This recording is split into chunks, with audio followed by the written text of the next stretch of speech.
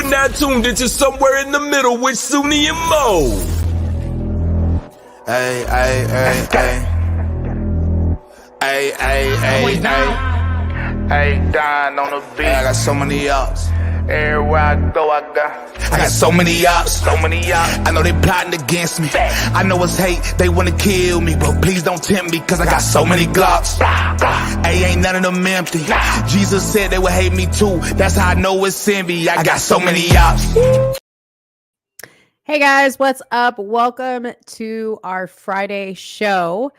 As you can see, it is just me here. At the very last minute, we had some things come up, or Soonie and Jerron had some things come up, and they are not going to be able to join me tonight. So it is a Mo takeover. I am going to be doing a show because I did not want to leave you guys hanging, and I do have some topics to talk about tonight. So it may not be like the full 2.5 hour show that you guys are usually getting, but I'm going to do my very best to keep you entertained this entire time all by myself. Before we get started with the show and me going over the topics, please make sure that you guys are definitely subscribed to Somewhere in the Middle YouTube channel. It helps us a great deal. If you're watching from any one of the other platforms, whether it be on Facebook or my personal YouTube channel on Let's Talk Darling, just make sure at some point, if you enjoy what you're watching, you like the show, that you give this video a like, that you subscribe to Somewhere in the Middle, and that you also subscribe to the, make sure that you are subscribed to the other platforms that you're watching. Also, I want to stress how important it is to stay active in the comments. We greatly rely on activity in the comments because it's what gets our channel over the hump of the algorithm on YouTube. So the more you guys are chit-chatting in the comments and interacting with me, especially today, since I don't have a host, you guys are going to be my co-host today. So that helps us, and that helps the video get seen and shared out a whole lot more. So to start that off, definitely give me a what's up in the chat. I already see Rose saying hello. Hello, Rose. Just say what's up in the chat. Let me know where you're watching from.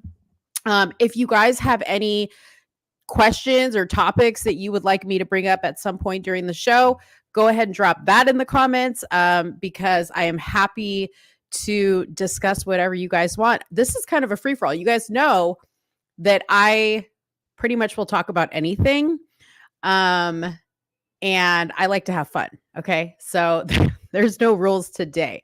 There is no rules. What's up, Carly? How are you doing? What's up, Mary? Mary from Maryland. Last week, we saw a lot of new names and new people that we haven't seen in here before. So I'm excited to see more people today. So yeah. We'll get started on today's show. Also, I wanted to let you know, if you do want to support the show, as always, we really, really appreciate that you do that. However, the Somewhere in the Middle YouTube channel is not monetized yet. So you have to go over to the Let's Talk Darling channel on YouTube. That's my channel. And you can certainly super chat us from there and give a donation. And we appreciate that. So not necessary, but always appreciated. All right, cool. So let me tell you guys what we're going to be talking about today. I have some fun topics. I have some serious topics. I even have some sports related topics. Yes, I am going to be on here talking about sports all by myself. Be afraid. Be very afraid. Actually, I'm going to be covering a story that I covered a great deal early. What was it? 2000. I believe this happened in 2022, maybe 2023. But I have some great news on the Matt Aroyo case and his situation. If you guys don't know who Matt Aroyo is, I'm going to tell you who he is, and I'm going to tell you what. See, Birdman said, talking about Matt joining my Chiefs. He gave you a little bit of a spoiler. So we have some good news in that case. I also found an interview that Matt did, and he sheds quite a bit of information on this case, because up until now, we haven't really heard from Matt. And I was really, really happy to find this, because I really wanted to see what he was saying about all this. So we'll give an update about that. Then I am going to touch on this shooting that happened in Houston. I know those of you that, don't worry, Rose, we got topics for you too. We got topics. And if you want me to cover anything, Rose, I got you. Don't worry about it. We're going to be talking about this shooting that happened in Houston. I know if you follow Soonie, she did a live on this yesterday. I am just now learning about it. So we're going to cover it, kind of exploring this together. So if you guys haven't heard about this shooting, you don't know what I'm talking about, I'm going to fill you in. We have a body worn camera video that we're going to show. I also have a statement from the family and their attorney that I'm going to show. And obviously I'll read a little bit about it so you guys can kind of get caught up to date on that. The second, really quick, because you guys know I don't talk sports, but I'm trying to be, a little bit more brave when it comes to delving into the world of sports. And I put my own spin on it. We try to make it fun, because those of us that just find sports a little boring and whatever, that's me. You know what I mean? But for those of you guys that don't know, I'm from Chicago, and I saw this headline that the Bears have a new addition to their team. I thought it was a very interesting addition, so we'll talk about that. We are also going to talk about a comment that was made about the Trump sneakers on Fox News, and I'm going to show a clip. And we'll talk about that a little bit more. Not too much, because we already covered it last week. Then I have a stat that I saw that I thought was very, very interesting. That states half of all women have a fallback partner or a standby or a plan B person, just in case their relationship doesn't pan out. Their current relationship doesn't pan out. So I wanted to talk about that, give my thoughts on that. I think you guys might be a little bit surprised, because I think typically I probably lean a little bit more traditional on my opinions when it comes to relationships. But I saw this and I was like, that's kind of interesting. So I thought I'd talk about it.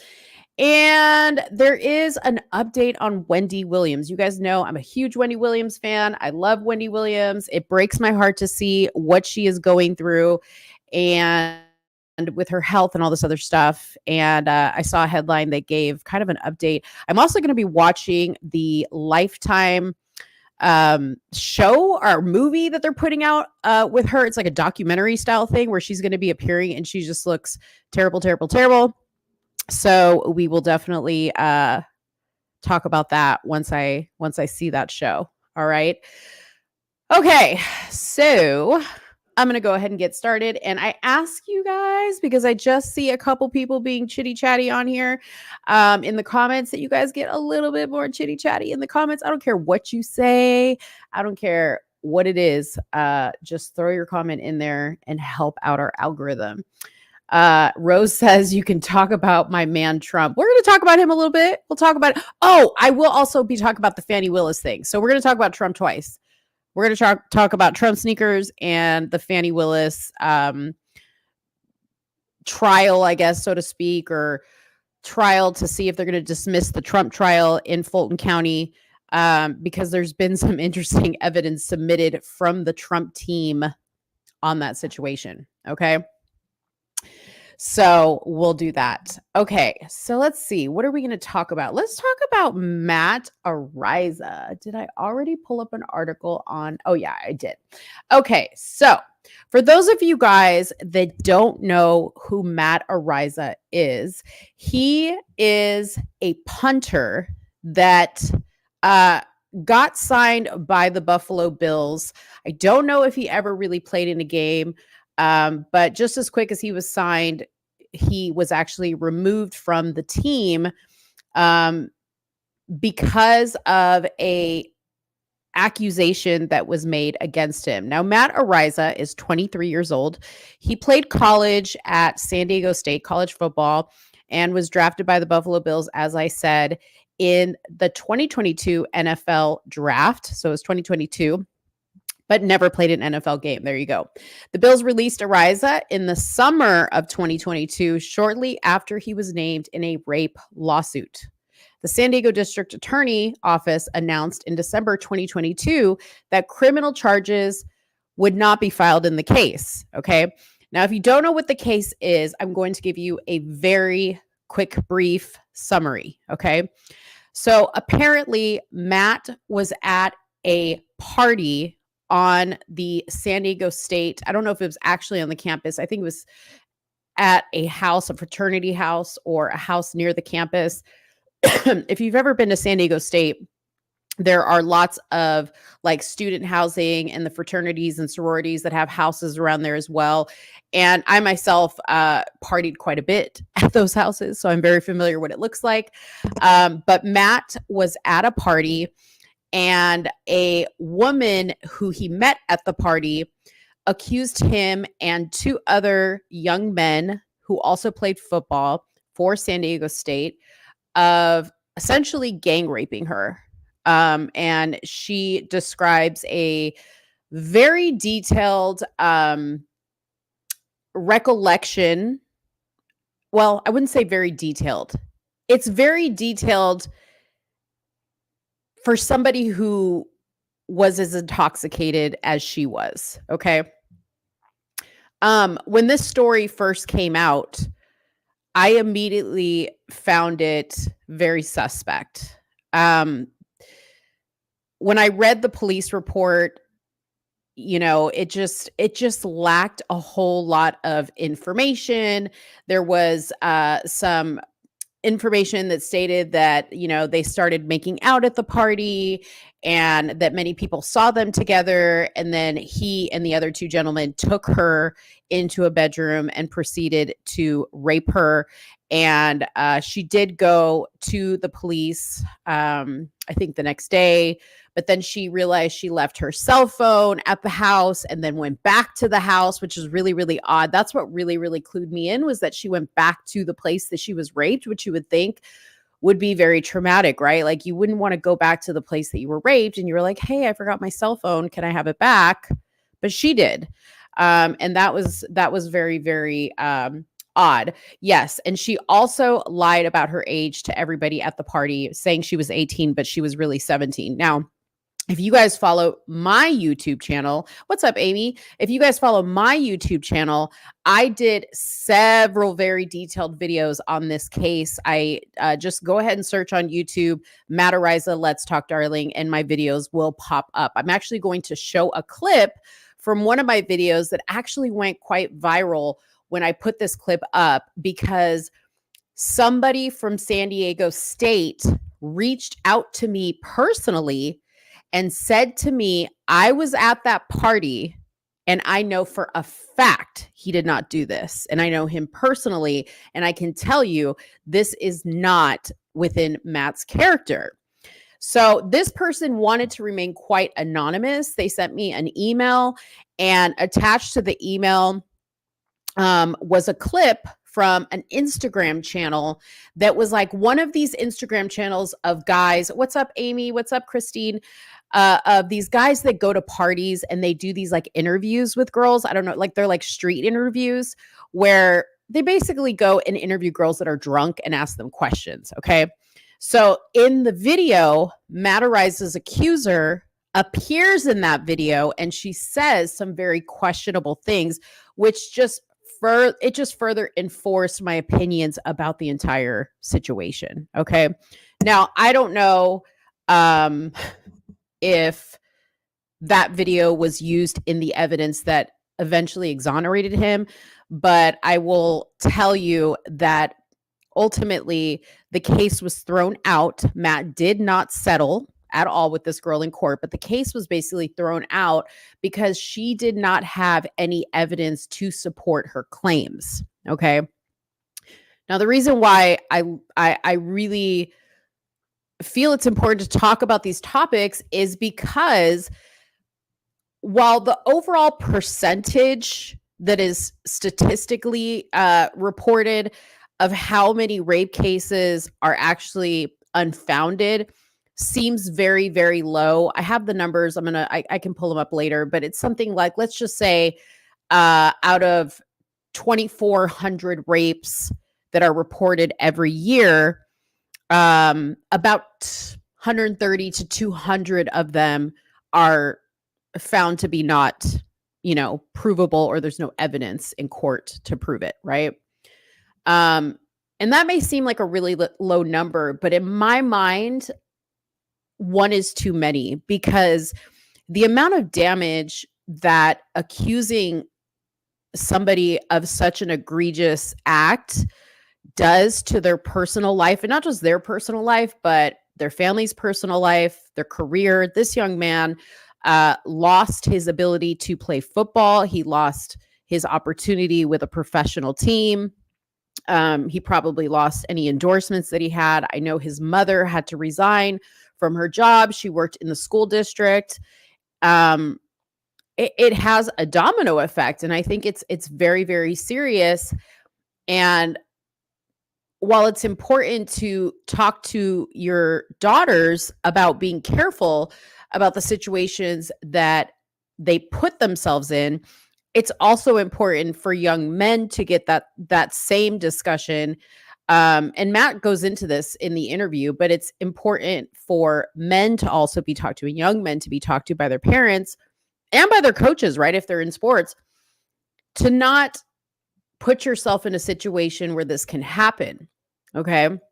Be very, very careful.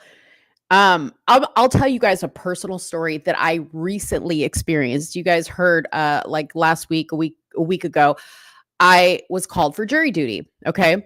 And I was waiting to go into the court and was sitting out kind of like in the main area. And in this particular area, there were tables where attorneys would come out with their clients, or like, they would basically powwow before they had to go into court. And so, me being me, I was listening to a lot of conversations, and there was a lawyer that came out, excuse me, with a young woman who was going to be a witness to her friend who was accusing a young man of raping her, of sexually assaulting her, I would say. And I could hear the lawyer say to this girl, I don't normally bring witnesses out to talk to them, but you're wanting to change your story. Is that correct? So then my little nosy ears perked up, and I started to listen. And the girl started to explain to the attorney that although her friend that was accusing this young man had asked her to be a witness in her trial or in the case, the girl felt extremely uncomfortable once she got in the courtroom and the judge swore her in, and she understood the gravity of what it would mean if she was not telling the truth, right? She said to the attorney, I don't want to be her witness because I was there, and I personally do not believe that this guy forced her into anything. It was actually quite the opposite. She was being quite forward with him, and it was in her opinion that the young woman became offended or upset when this young man started to reject her advances. Okay. So when I think about that, and I think about the statistic that I just told you, that 130 to 200 of 2,400 reported sexual assault cases actually have no evidence, I find that statistic unbelievable, because what are the chances that out of such a small percentage of situations that ultimately may not be that would be unfounded, that I just happen to hear one of them? You know what I mean? So I don't know. I'm willing to bet that just like the rape statistic of what's reported is probably not as accurate, because there's a lot of shame in those situations, that I'm willing to bet all the statistics are probably not that accurate in regards to that particular category, right? Anyways, sorry to be long-winded, but I wanted to explain all that so you guys kind of know. So the good news is he was exonerated. The case is no longer going to go to court or to trial. But Matt has been fully vindicated in my eyes because he has just been signed by the Kansas City Chiefs. Now, on a funny note, I think this kind of proves that Taylor Swift doesn't have control of the Kansas City Chiefs, because if she did, I highly doubt, okay, she would have been okay with bringing somebody on that was even accused of rape, because she's part of the Believe All Women crew, right? If she had any say in it, I highly doubt he would have been signed to the team. But, the Chiefs, I think, are headline hungry. And I think Matt's story is quite remarkable. And I think that they would probably love the publicity that it's going to bring the first day that Matt has to come out, or he's brought out onto the field to kick a ball. They're probably going to love the publicity, right? They're going to look kind of like heroes. They gave him his second chance. So, yeah, I mean, that's pretty incredible. So the article that I'm going to read to you is from ESPN, and it states the Chiefs signed punter Matt Aroyo, who was dismissed in December from a lawsuit alleging the rape of a 17-year-old girl in 2021. I think it's funny that they're still referring to her as a 17-year-old girl when she was 18. So it says, we are grateful to Brett Veach, Coach Reed, and the Chiefs organization for giving Matt the opportunity. His agent, Joe Linta, wrote on Twitter, or X.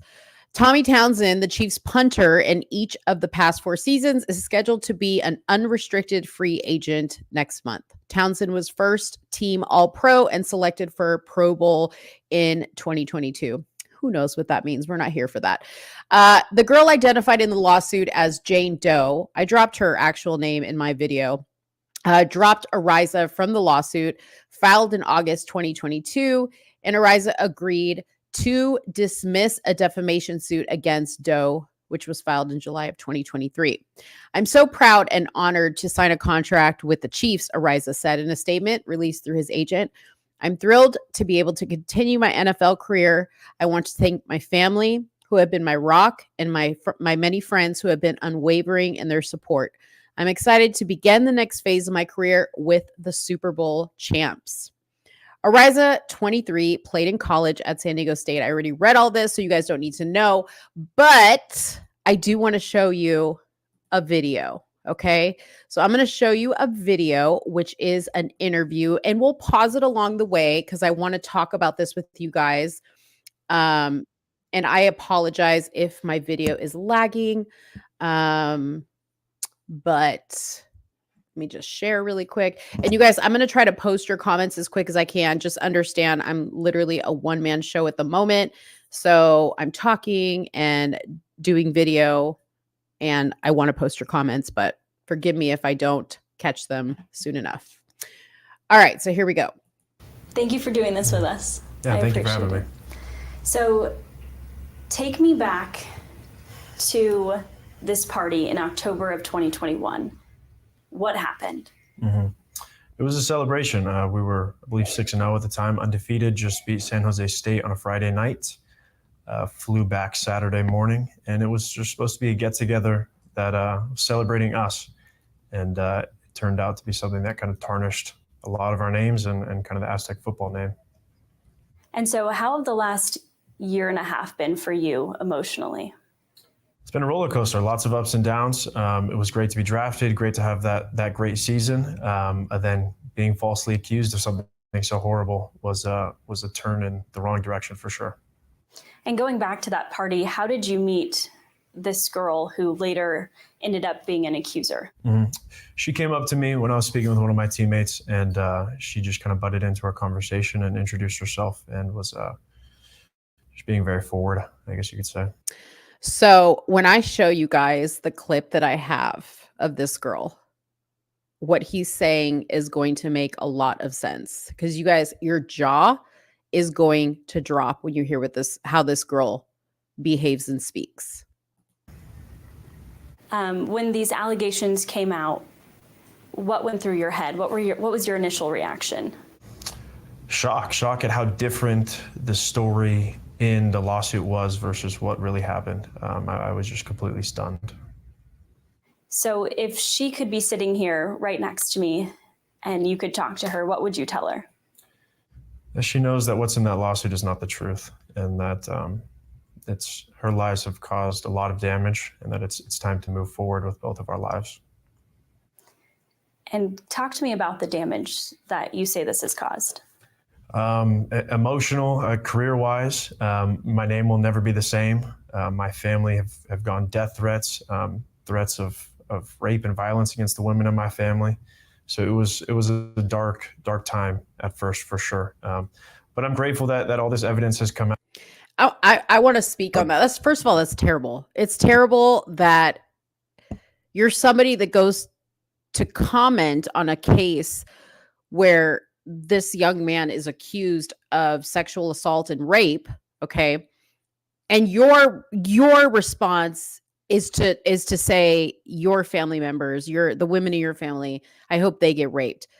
What's even crazier is when I was posting about this, and it's funny because I can't find this person anymore. They're a troll. They've clearly deleted their account. But when I was posting about this stuff, I cannot tell you, just because I was being objective and I was questioning some of the things I was seeing, okay, I cannot tell you how many messages I got. I hope you die. I hope somebody rapes your daughter. I hope you get assaulted. I hope you suffer. Like, help me understand where the logic is. Now, I understand that these people are trolls and their job is to do this because they live a miserable existence. And yeah, enough said there. But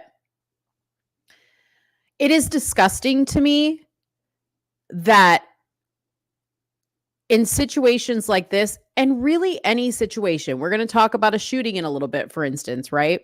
That we've gotten so accustomed to holding court, right, in the public square, that we have gotten so accustomed to assuming that because a woman says something against a man, that we have to automatically believe it. We have to automatically hate him. We have to automatically threaten him. We do not allow justice and the investigation to take place. Now, I understand not all things are brought to justice in the correct way or even the way we would like them to be. But if there's one thing that I really did, that got pounded into me when I was doing jury duty, because the case that I was on was a terrible case. It was a case of an older man who was accused of sexually molesting a 3-year-old girl. Okay. Now, the mother in me, disgusted with it, I wanted to scratch his eyeballs out and hang him by his toenails right then and there. Okay. But as the judge explained to us, even though it made me sick to my stomach, she kept reminding us that just because he's accused doesn't mean he's guilty, that our job as jurors is to judge this man based on the evidence presented by the people who go up on the witness stand, by what the attorneys provide, not by what we read in the newspaper, not by what we think, not by our personal experiences, but by the facts. That's a hard pill to swallow sometimes. But I think that we need to remind ourselves of that, because you can ruin a lot of people's lives. You know what I mean? Birdman says, welcome to America, where you're guilty until proven innocent. Yeah, it's true. Out, and that the investigation was thorough, and that it just completely shatters the story that was originally told. So when the district attorney's office came out and said, we are not going to be filing charges, how did you find out? Did they tell you? I saw it, my mom saw it on Twitter, and at first I didn't believe her. Then I had to look myself and saw a couple verified pages reporting on it, and then I got a call from Carrie Armstrong my criminal attorney, and that's when I believed it fully. It's wild that Twitter found out about it before he did, and he's named as the accuser.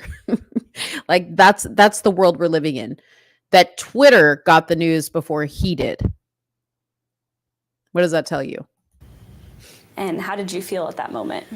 I saw it coming. I knew the evidence. I knew what the evidence suggested, and that it would make it completely impossible to file charges. But actually hearing it was great, and it was definitely a step in the right direction.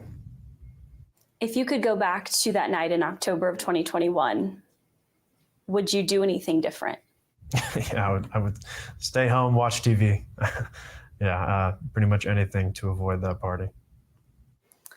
You kind of mentioned this has been tough on your family too.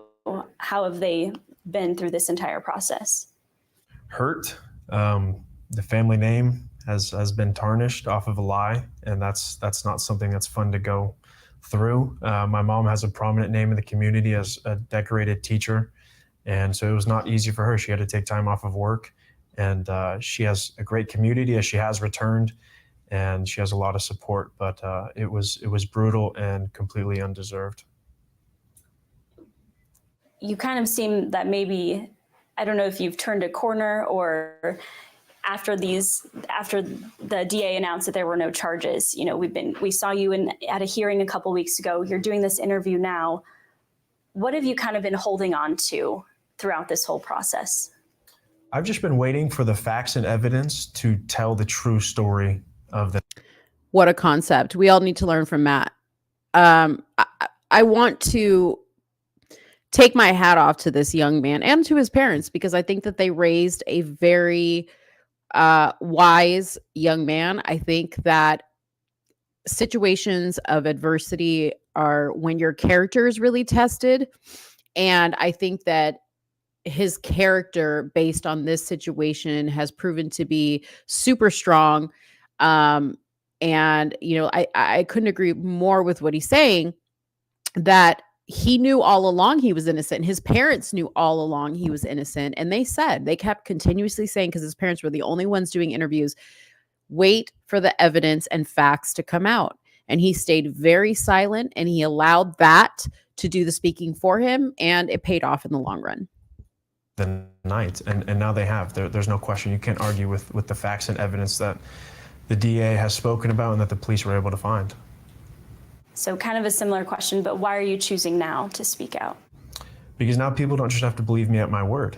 There's a mountain of evidence behind what I'm saying that supports my innocence.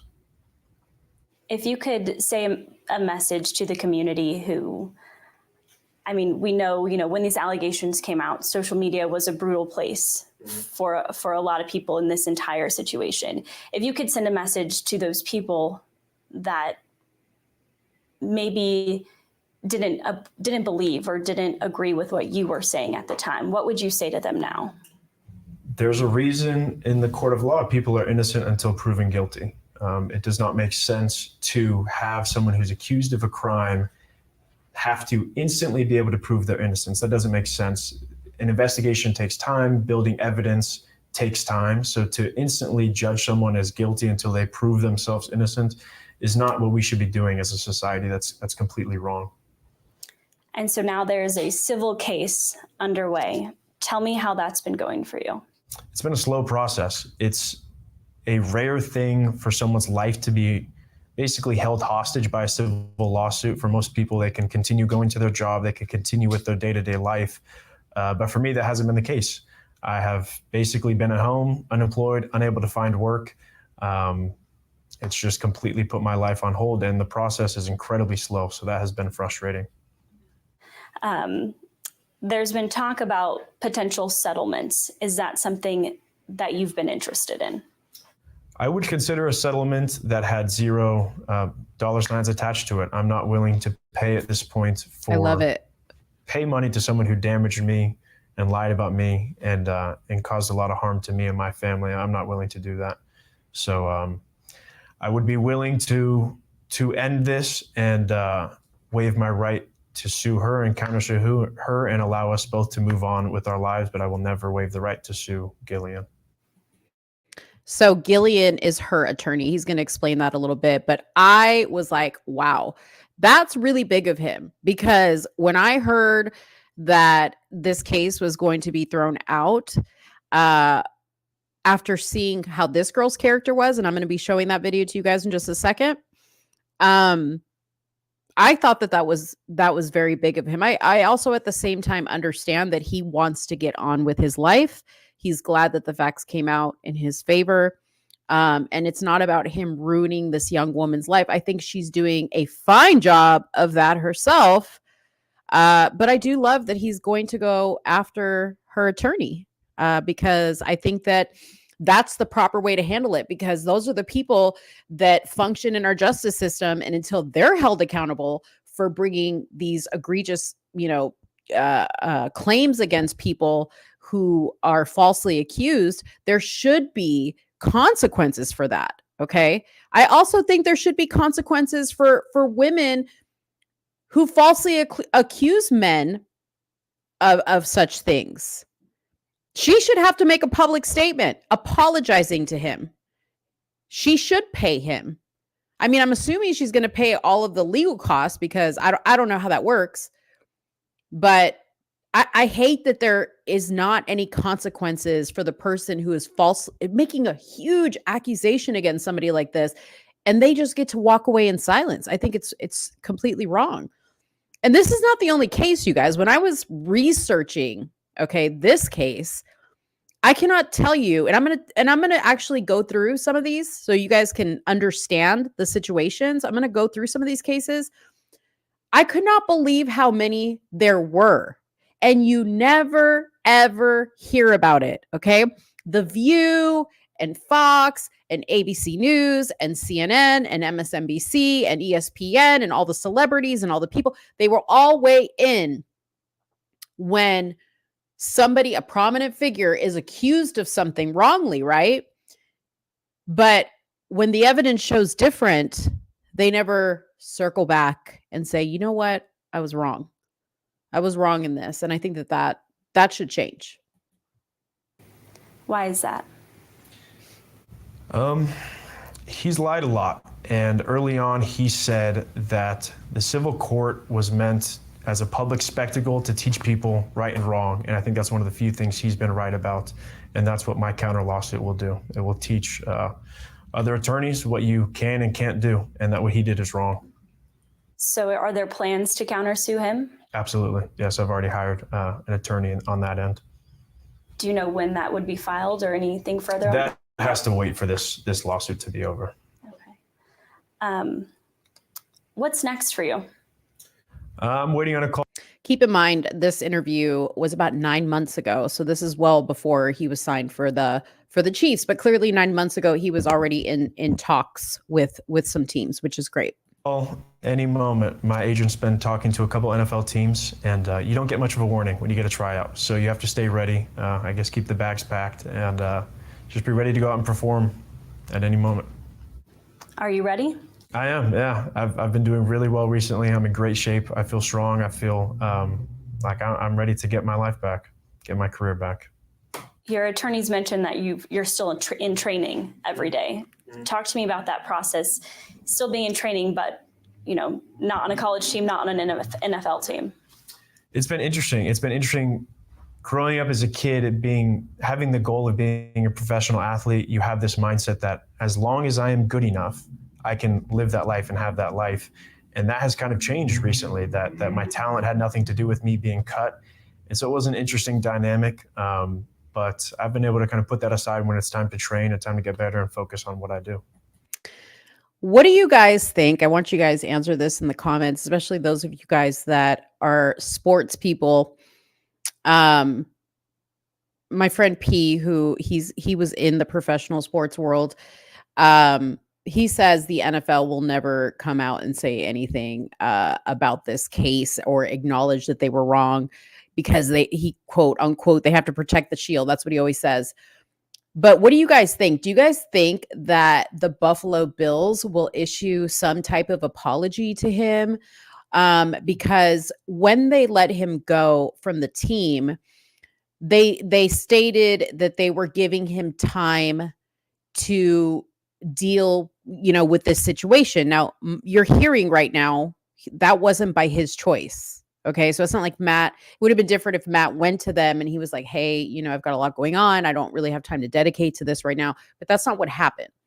They said that, right, to make it sound like they were doing him a favor. But we all know that they cut him from the team because they didn't want to have this type of press on their team, So I want to know what you guys think. If Birdman, if you're in here, because you're a football guy, I want to know if you think any statement from the NFL world will come out. Michelle says, this woman tried to ruin Matt's life. She could have stolen his dream. Forget about a fine. She needs jail time and a hard lesson in the repercussions of false accusations. I agree. I'm willing to bet, because this girl's young. Okay. I'm willing to bet that the reason why she lied, and again, this is just my hypothesis, right, is she probably didn't want to get in trouble by her parents.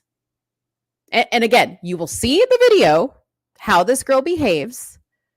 Okay, she's quite intoxicated and she says some pretty disgusting things. I think it was probably something to that effect. She was trying to save face, or she didn't, she has a boyfriend and she didn't want her boyfriend to know she cheated. I don't know. Or that she was at some party and that she was drunk. Who knows? The reason why I say that is because in some of the cases that I researched around this case, some of them actually had statements from the accuser, and it was something to that effect. Usually, those that went to court, at least, that's what came out. All right, let's quickly finish this video, and then I'm gonna show you the clip from my video showing Matt's accuser. So you were on the Buffalo Bills for a short stint. When they decided to cut you, how did they let you know? They brought me into their office, Brandon Bean and the head coach, and they kind of sat me down and spoke to me for a while, and it was an open conversation, and I could ask questions, and I think it was right how they handled it, and it wasn't too bad of a conversation. How did that feel for you in that moment? It was tough, but when I saw the way the world reacted to it, I kind of saw it coming. I mean, there are other options that they could have explored, but they chose not to. So I can't say I was surprised with the way everyone kind of received the news.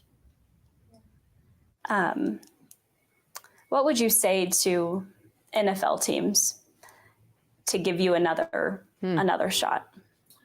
Now, we have all the facts and all the evidence that completely blow up that story. So if this is what is keeping me out of the NFL, then that's not right, because it's not true. It's not true to have. It's not right to have your career taken based off of a false allegation.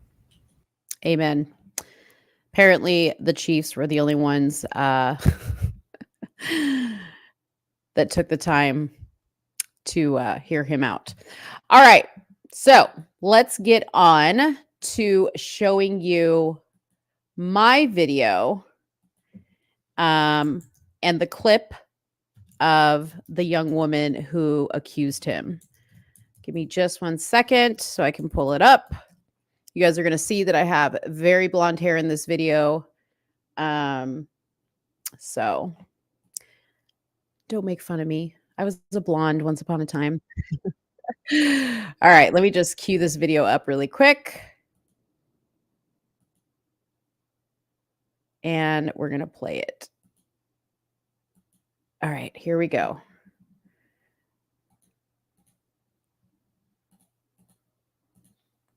So what you're going to see here is this is the young woman that accused Matt of rape. This was the night of the party. This is the actual video that was sent to me. This was the night of the party. And these people, this hand that you see here, is part of the people that run this Instagram channel, which I did find the Instagram channel as well. I think I listed it in my video, where they go around and they interview girls who are drunk at parties. Okay. This is why, young ladies, This is why. See, this is why back in my day. See, now I get to talk about my day all the time. By the way, what's up, Soonie? Soonie's in the chat. And yes, this does prove the NFL is liberal.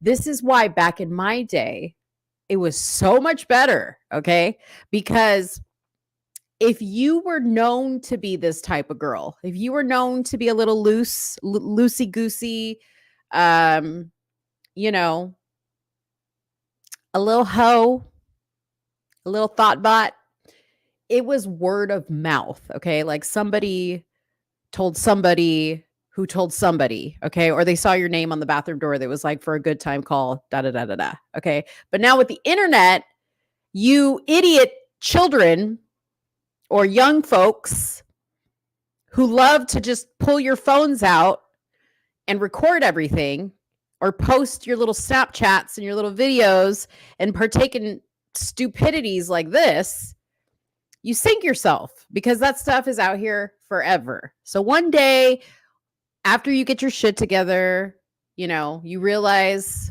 you were young and dumb like we all do. You can't just put that in your past.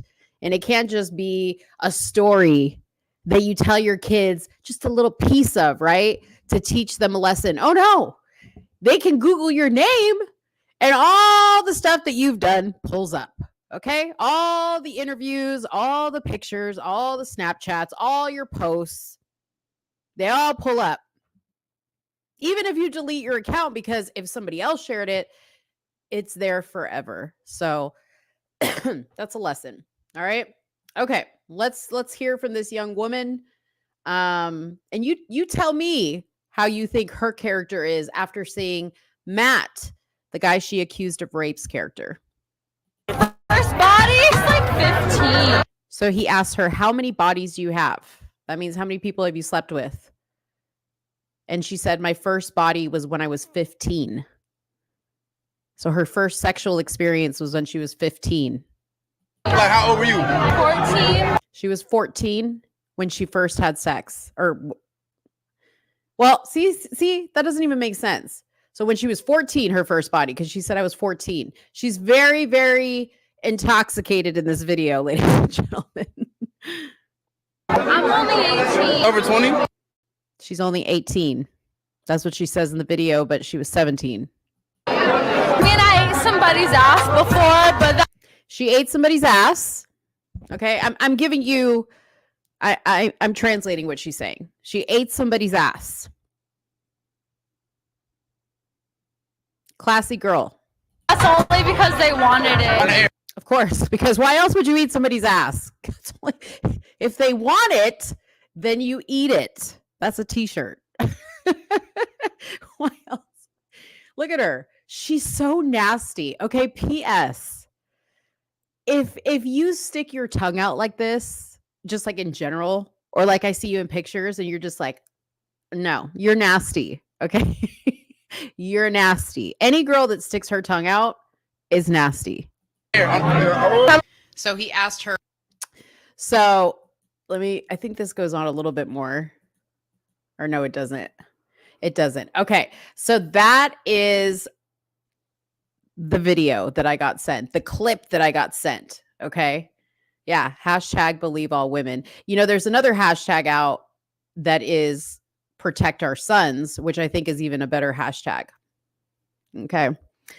So I suspect that probably this could have been used to exonerate Matt. And the reason why I say that is because when I found this clip, or when they sent me this clip, and then I went onto the actual page where this clip was listed, it had a date, it had a time, this is at the SDSU Halloween party. So it was a block party.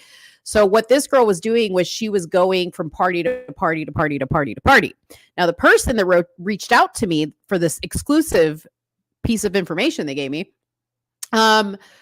told me that they witnessed this girl at several other parties before the one that she was at, where Matt was at, and had basically done some pretty outlandish things there. Okay. So I just wonder if any of those people came out to speak on Matt's behalf? I imagine so, because this person that reached out to me said a lot of people in the community know Matt. They know his family. They know his character. And, they were all behind him. Okay.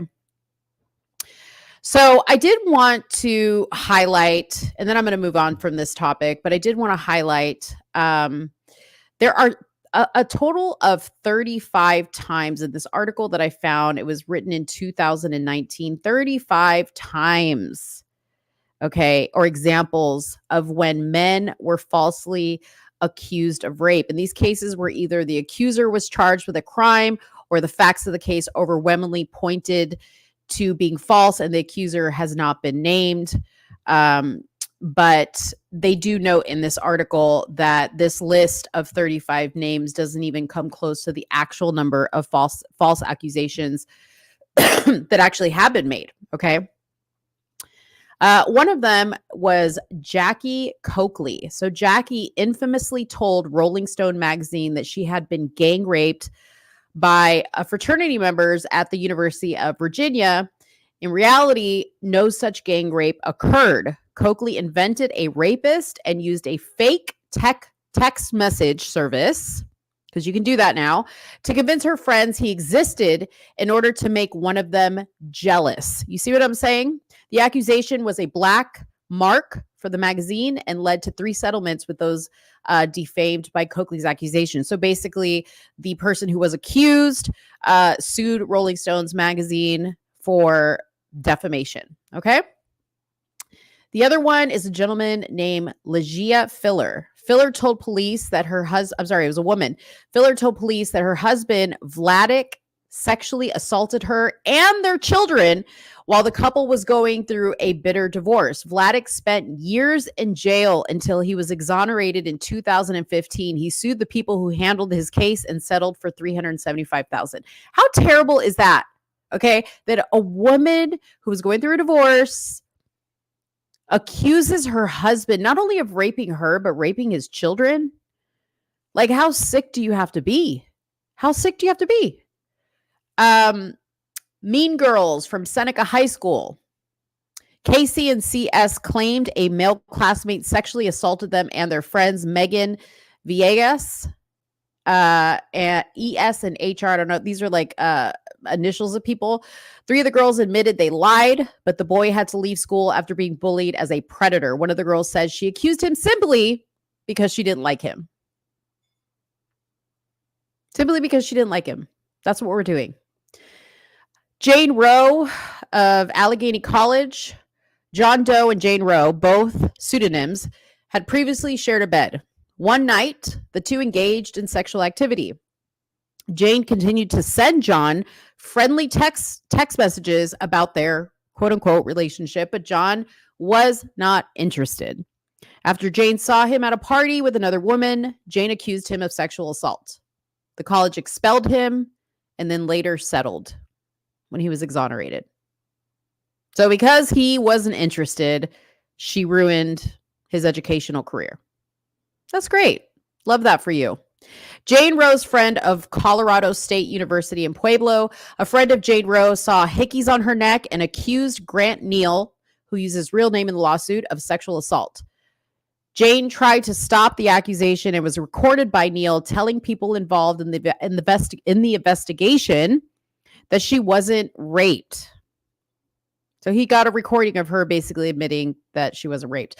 Jessica Gallagher met a man on a dating app after he refused to give her a ride home. She told police he abducted, blindfolded, and raped her. She was charged with falsely reporting rape. Crystal Magnum. Magnum claims she was raped by 3 Duke lacrosse players. This is a very famous case. After stripping for them at an off-campus party. She made up the claim to avoid going to jail and losing her child and was aided in her deception by a district attorney hoping to get elected in the upcoming election. All 3 men were exonerated of all charges. Several years later, Magnum, the girl that accused him of rape, was convicted of second-degree murder for stabbing, you guessed it, her boyfriend. You see what happens when we don't hold these women accountable? But no.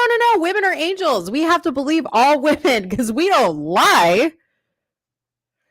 Tawana Brawley. Brawley claims she was raped by 4 white men as a hate crime in 1987. Reverend Al Sharpton helped make her a household name, but a jury concluded that Brawley faked the crime so she wouldn't get in trouble at home. Have you ever heard Reverend Al Sharpton come out and say that she lied? I haven't. Jane Roe of Southeast London. They're worldwide, ladies and gentlemen. They are international, okay?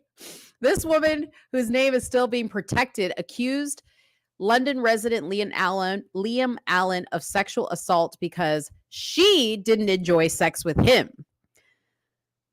The case against Allen was dismissed after 2 years.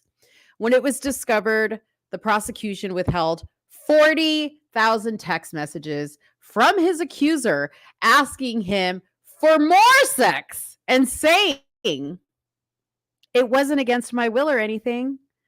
So she stated she did. So because she didn't enjoy the sex, she accused him of rape. See, that's the other thing. I have talked about this many, many times. Okay, ladies, because I also did a video on Demi Lovato and I know the Lovato people, I don't know what they call them, the fans of Demi Lovato will come after me because boy, did they come after me. That video that I did, man, that got so many views and they came, the Demi Lovato fans were ruthless. Okay. How dare I make her invalidate her feelings. Okay. Because Demi said, she's on drugs and she had this very terrible life because she was raped by her drug dealer.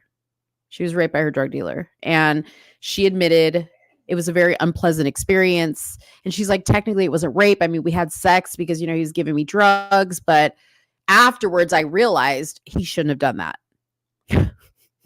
He really didn't do anything. You invited him over to get you high and you had sex with him. And because you felt bad afterwards doesn't make it rape.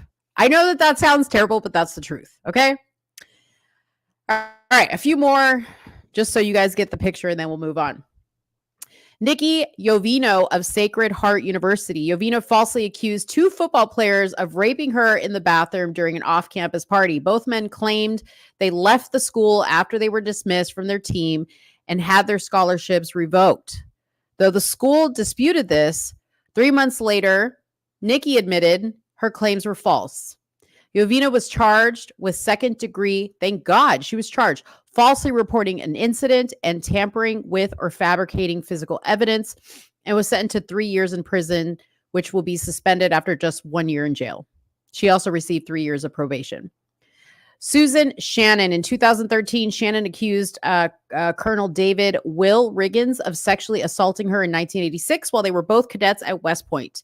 The allegations caused Riggins to lose his promotion to general, leading him to retire. A jury heard both sides and awarded him $8.4 million in damages because there was no proof. All right. So you get the picture. Don't believe all women. And in the words of Candace Owens, that's all I have to say about that. All right, let's move on to the next topic. Are you guys still with me? If you are, give me a yes in the comments and let me know you're still with me. Yes, Gina, women are vicious. Yeah. It's so disheartening. It's so disheartening. Sorry, guys. My computer on my other screen is buffering. So let me just wait for it to correct itself. Thank you, Gina. Thank you, Rose. Appreciate it. Sometimes I go on these websites and they slow down my computer. And I hope that this one gets fixed soon. I don't even know. You know what?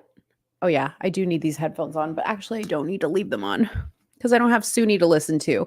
I typically only have to have these headphones on when I need to listen to Soonie. But I only have to put them on now or when I'm hearing a video. Alrighty. So my computer has unfrozen itself. Let's move on to this shooting. Okay.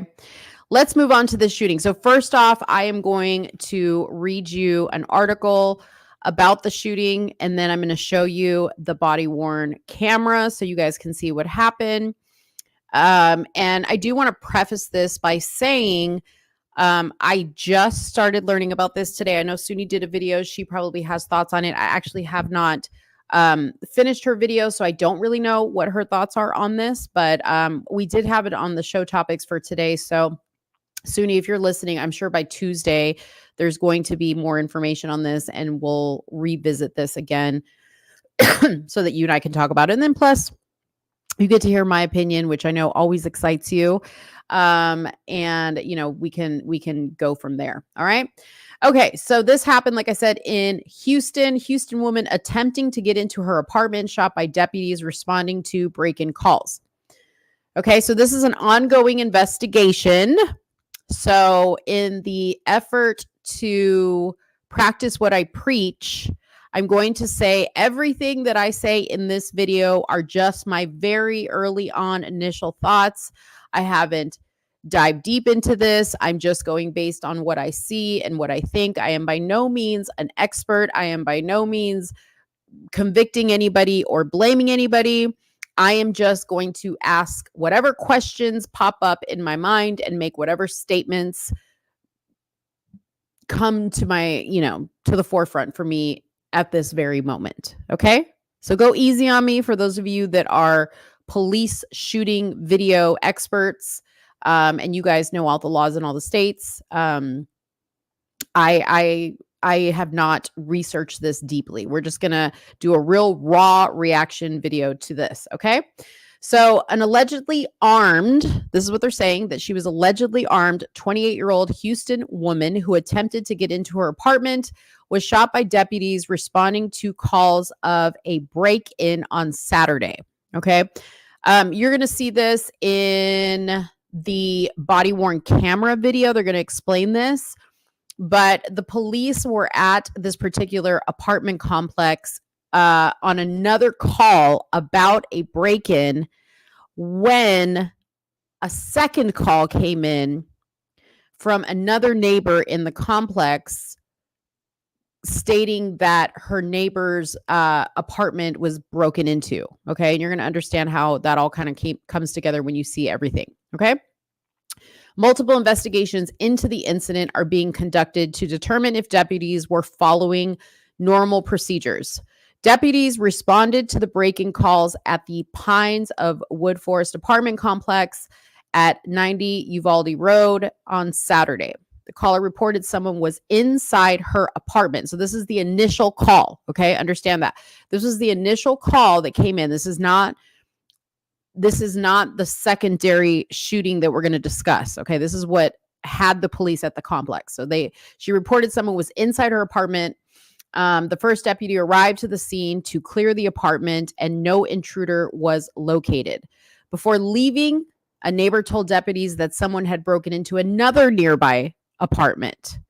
That's when deputies discovered a broken glass window near the front door of an apartment. Upon knocking and announcing their presence, deputies reportedly noticed a woman approaching the front door holding a firearm. The two deputies at the scene discharged their weapons and shot the woman. She did not die, but she did suffer injuries. Investigators later determined that the wounded female is a resident of the apartment and that she and another female had broken their own window to get inside because they did not have the apartment key. The woman was rushed to a nearby hospital and is currently in stable condition. So nobody actually died in this particular one, which is great news. Deputies discovered a handgun inside the apartment while doing a sweep after the incident. The Harris County District Attorney's Office and the Sheriff's Office Internal Affairs Division are conducting independent investigations into the incident. The result of this administrative investigation will be present to the Sheriff's Administrative Committee to determine if the deputies' actions were in accordance with departmental policies and procedures, according to the Sheriff's Office. Body cam footage relevant to the incident will be released. So I have that, and we're going to take a look at it. Okay. What's up, Jacqueline? What's up? All right. So do I have it already up? Here it is.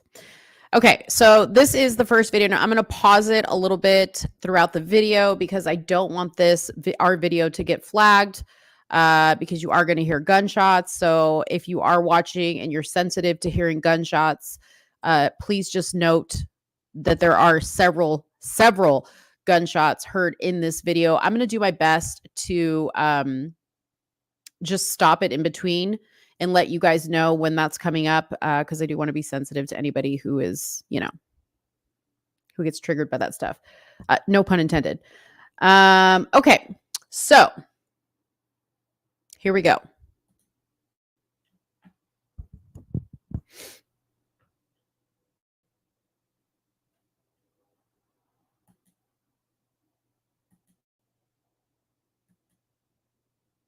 Sorry, trying to forward through all this stuff. This video is intended to provide information about a critical incident that occurred on February 3rd, 2024. At approximately 2:10 a.m., Harris County Sheriff's Office deputies responded to a call at 90 Uvalde Road. The caller reported someone was inside her apartment. At approximately 2:14 a.m., the first deputy arrived on the scene and met the apartment tenant and a maintenance worker. The deputy made sure the apartment was safe and secure. There was no intruder located inside. A second deputy then arrived to assist.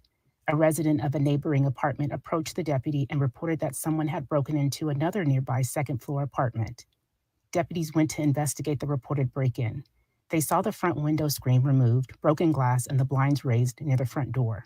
The deputies knocked on the front door and verbally announced their presence. One deputy reported that she saw a person approaching the door with a gun in their hand. Two deputies discharged their duty weapons, wounding a woman inside the apartment. North Channel Emergency Medical Services took the injured woman to a local hospital for treatment. No other injuries were reported. Deputies later determined that the wounded woman was a guest of the apartment resident and that they had broken the window to get inside because they did not have a key with them. The following footage is from the deputies' body-worn cameras. So these are two female officers, just FYI. I just want to point that out. And this, again, is the secondary call. This is not the first call about the break-in. This is a secondary additional call. So they're walking up to the second floor right now. Thank you. I'm going to tell you, check if I checked on. So the officer, because you can see here, her holster is empty. She already has her gun out, just FYI.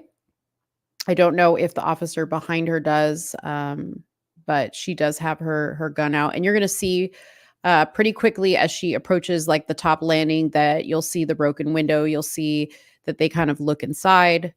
And then she goes and knocks on the door and announces who they are.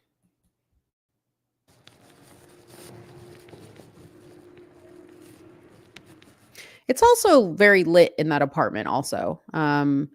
I tried to, and again, I'm pausing strategically because I don't want to get flagged, but I tried to see, like more detail once you kind of do see somebody that the officers see, but she kind of gets in the way right after that happens. So she's looking down.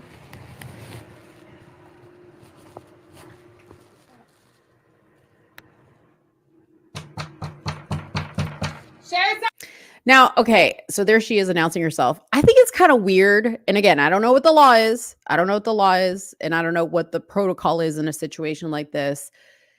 But I think it's kind of interesting that the one that's got the weapon is literally knocking on the door. I don't know, like it just kind of seems weird to me.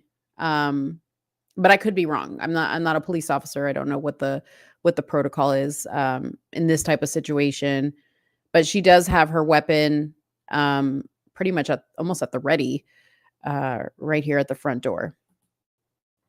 Stop this! She does yell pretty loud. Okay, so if you are sensitive to gunshots, they will be coming up in a little bit. So she's kind of backed up from the door.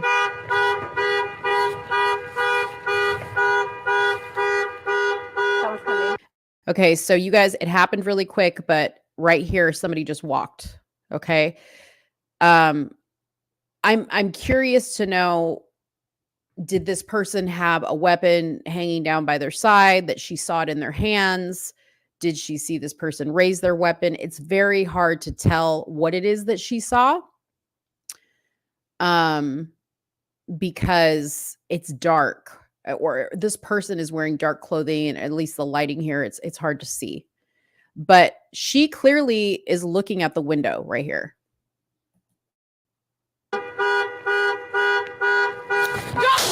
So the officer behind her is the one that actually pulls out her weapon to shoot. And I hear as she's shooting, she says shots fired. I'll back it up a little bit more.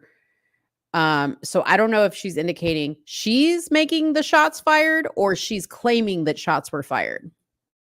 Okay, we'll back it up.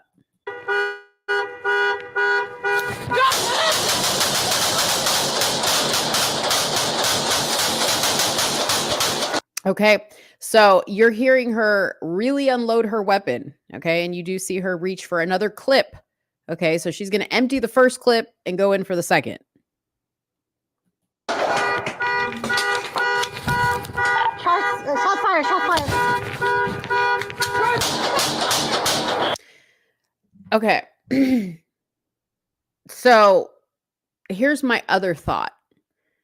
Are they both shooting? I don't know, because I can't see what this other lady on the other side is doing, but this one's clearly on her second clip and they're shooting quite a bit. Okay.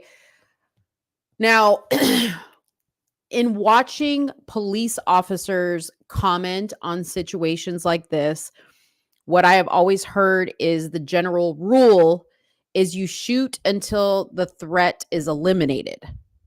Okay. However, and again, this is just my observation. I don't know what they actually witnessed, what was done, if they saw this woman point a gun. We're going to hear about what the commentary from the friend that was inside this apartment says in a press conference. But to me, it's a lot of shots and you can't see what's going on. You don't know who else is in there. You don't know what you're shooting at. So again, I go back to, I don't know what the protocol is here, but it seems quite risky to me. And some would say it's kind of reminiscent of like the Breonna Taylor thing, right? Like where the guy was on the outside of the apartment and he was shooting into the apartment from outside the window, not knowing. Okay. So yeah. And you guys let me know in the comments what you guys think.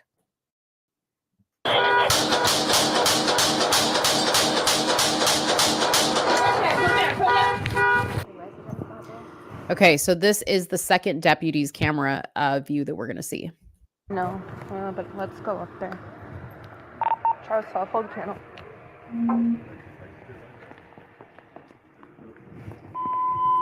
I'm gonna tell you check if I checked on it.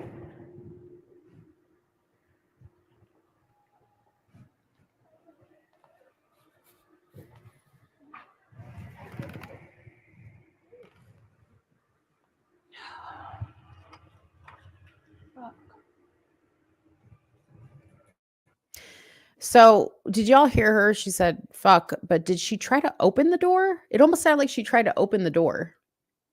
What do y'all think? Do you guys think she tried to open the door? Is that what it sounded like? Let me back it up a little bit more and let's see.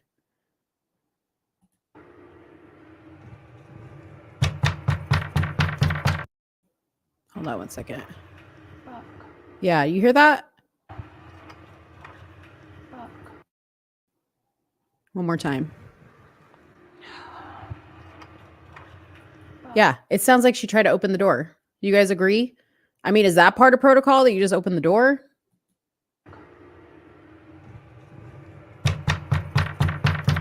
Sheriff's office! Here, let's go down that one a little bit.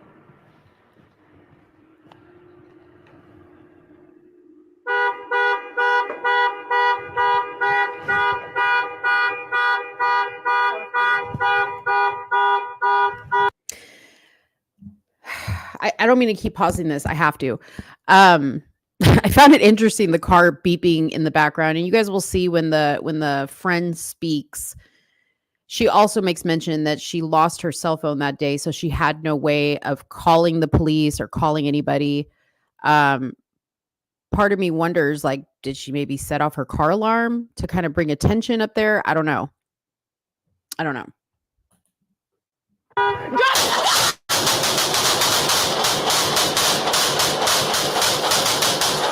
Okay, so here we see they're both shooting. Okay, so that's why there's so many gunshots. They're both shooting.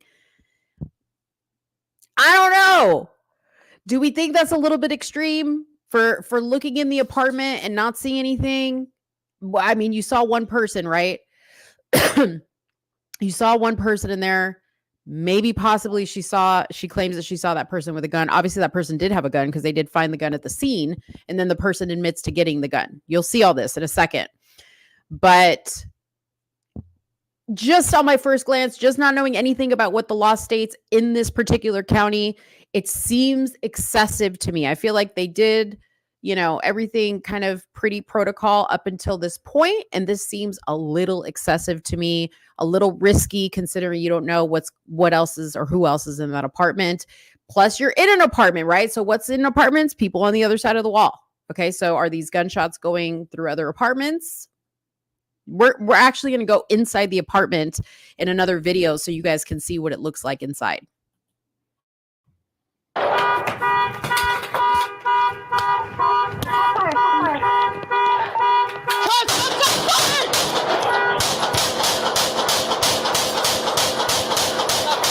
that? Go down. Go down. Go down.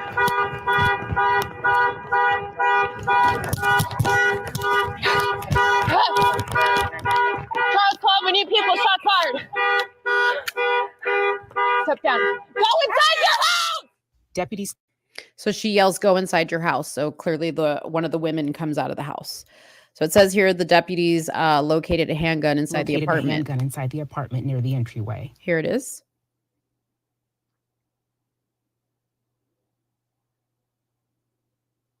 The information included in this video is preliminary. No criminal charges were filed at the time of this video release. An investigation into this incident is ongoing by the Sheriff's Office homicide. Okay, so that's that information. Now let's move to the video where you hear the family members speak. So I'm going to pull that up really quick. And the woman that was in the apartment, and they're going to show the apartment. Okay. Okay, so here it is right here.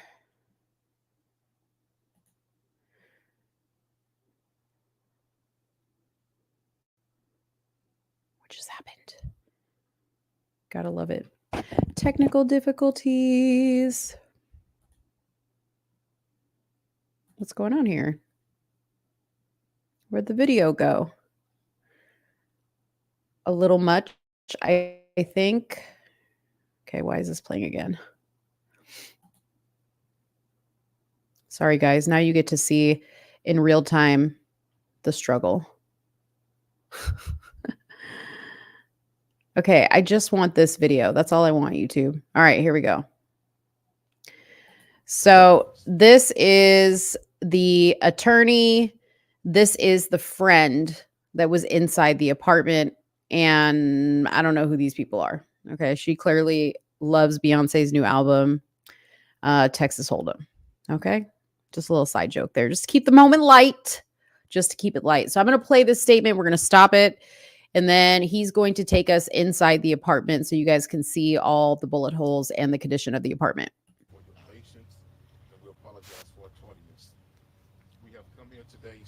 And I apologize for the volume. That's them speaking into the microphone. So I'll do my best to explain what he's saying. To speak out on behalf of this beautiful African-American mother and this beautiful African-American family and sister who was absolutely the victims of an absolute outrageous police attack. The Harris County Sheriff's deputies had no justifiable reason whatsoever to shoot into that apartment like they did, solely because they believed this sister was a burglar breaking into our own apartment. She lives here. She's a resident of here. She was not breaking any laws. She broke into her own apartment because she was locked out. And when they came, they never gave them a chance whatsoever to explain the situation, to explain what was taking place or what was happening. They automatically came up unidentifying themselves and shooting. And then Okay, so the attorney's lying. The attorney's lying right there. He said they didn't announce, they didn't identify themselves. You guys saw for yourselves. Let me know in the comments. Just let me know I'm not crazy. You guys saw in the video that we just played that they knocked on the door and announced that they were sheriffs from Harris County Sheriff's Department. Can I get an amen? We're going to say, can I get an amen? Because this brother's up here preaching to us like he's already in the courtroom. He has given his opening statement hardcore. Okay. I love when they say they had no reason. How do you know? Okay. You don't know. You only know what we know. You only know what your client told you, and your client's going to tell you, whatever they're going to tell you, because obviously they don't want to be in the wrong. And I'm not saying she is in the wrong, but you got to be careful, attorney. You got to be careful. So, right there, we'll replay it again. He said they had no reason. They didn't announce. they never gave them a chance whatsoever to explain the situation, to explain burglar breaking into her own apartment. She lives here. She's a resident of here. She was not breaking any laws. She broke into her own apartment because she was locked out. And when they came, they never gave them a chance whatsoever to explain the situation, to explain what was taking place or what was happening. They automatically came up unidentifying themselves and shooting. And then after they shot, then they say Sheriff's Department. Why? That's not true. That's not true. It's not true that they said after they shot Sheriff's Department. This guy must have gone to Ben Crump's School of Law. What the heck? The hell would you not identify yourself first? She did. Why did you use your bullhorn? Why didn't you circle the complex from front to back and use your radio, your bullhorn, and say, come out with your hands up and identify yourself? Why did you shoot first, then identify yourself? You shot so many shots inside of that apartment. It's amazing, and only by God's grace that this mother survived. That's very true. Jacqueline, it's the video. It's their positioning with the mic. I can't do anything about it. I have it at full volume. I will say he's true. It is a miracle that people survived that, because there were a lot of shots. There were a lot of shots fired. You shot up this baby's room. This baby's room has over 20 bullet holes in it. Over 20 bullet holes. Right around 27 bullet holes. How in the hell can you all call yourselves well-trained?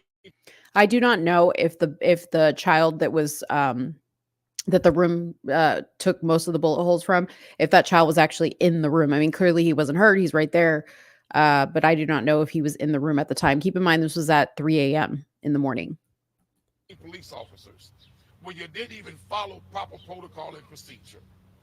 All you had to do was secure the perimeter, identify yourself. They would have came out and explained to you there's no break-in. But they did identify themselves, and you didn't answer the door. You walked towards the door, but you had a gun in your hand. Okay.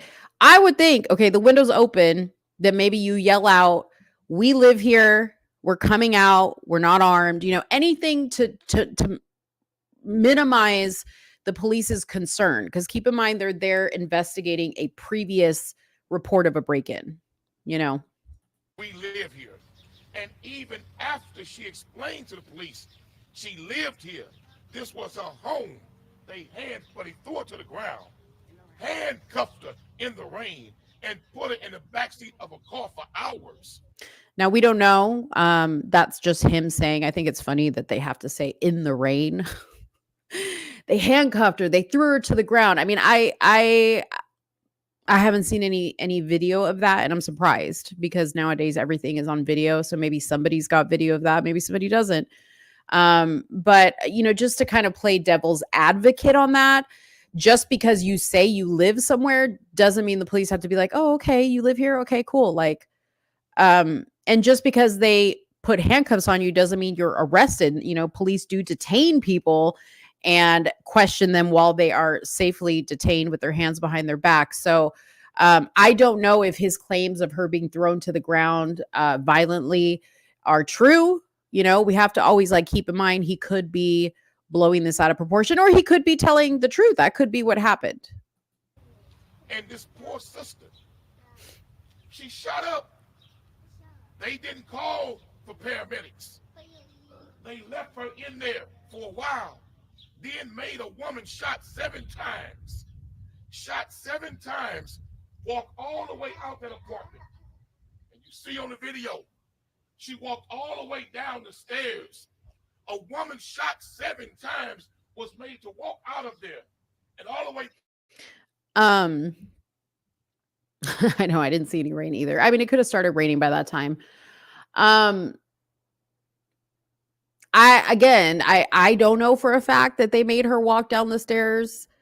Was she shot 7 times directly with a bullet, or was she hit 7 times with shrapnel? I mean, it seems to not be that serious considering she's in stable condition. I think there was another case like this, like where they said somebody was shot multiple times and it was like all shrapnel. Now you can get some damage from some shrapnel now, don't get me wrong. But like, let's watch this and not get emotionally driven by how passionate this man is delivering the details of how the events allegedly took place. Let's just be objective with that and understand that we don't know how it actually happened. Down the stairs, even after she told them we live here. Even after she told them this is my apartment. Remember, we don't believe all women around here. I'm just saying. A woman accused her husband of raping her and her children and turned out to be a lie. We should believe her. Just saying. The sister, Ebony, was in there screaming for help. They still didn't call 911 because they didn't give a damn if she died or not. That's hard to prove, sir. That's hard to prove. You're going to have to prove that they didn't care. Okay. Very egregious statement there. Doesn't need to be said. I don't know. I mean, I didn't hear her screaming in there. But again, she could have been. Maybe that was after the video ended. I don't know. But yeah.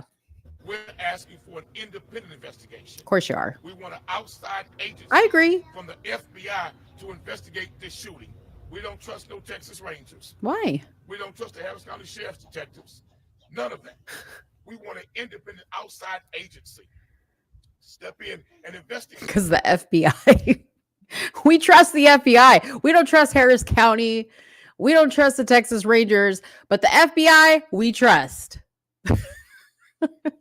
This. Even after they told you we live here, this is my place, you still threw on the ground and handcuffed her and didn't go in and call 911 to get assistance, medical assistance for the woman who was shot. You made her walk down the stairs, shot 7 times because you didn't give a damn if she died or not. Come on, tell what happened when you all got here. Take your time. So this is the friend. So when we got to the house, we realized we didn't have the key. Okay, so her volume is even lower. Okay, so I'm going to stop it so you guys can, so I can tell you exactly what she's saying. We want people who will be on our side to investigate. Yeah, that's pretty much, I mean, that's the case in every situation. They want people on their side to investigate, right? So she said, we got to the house and we didn't have a key. I told Ebony to break the window.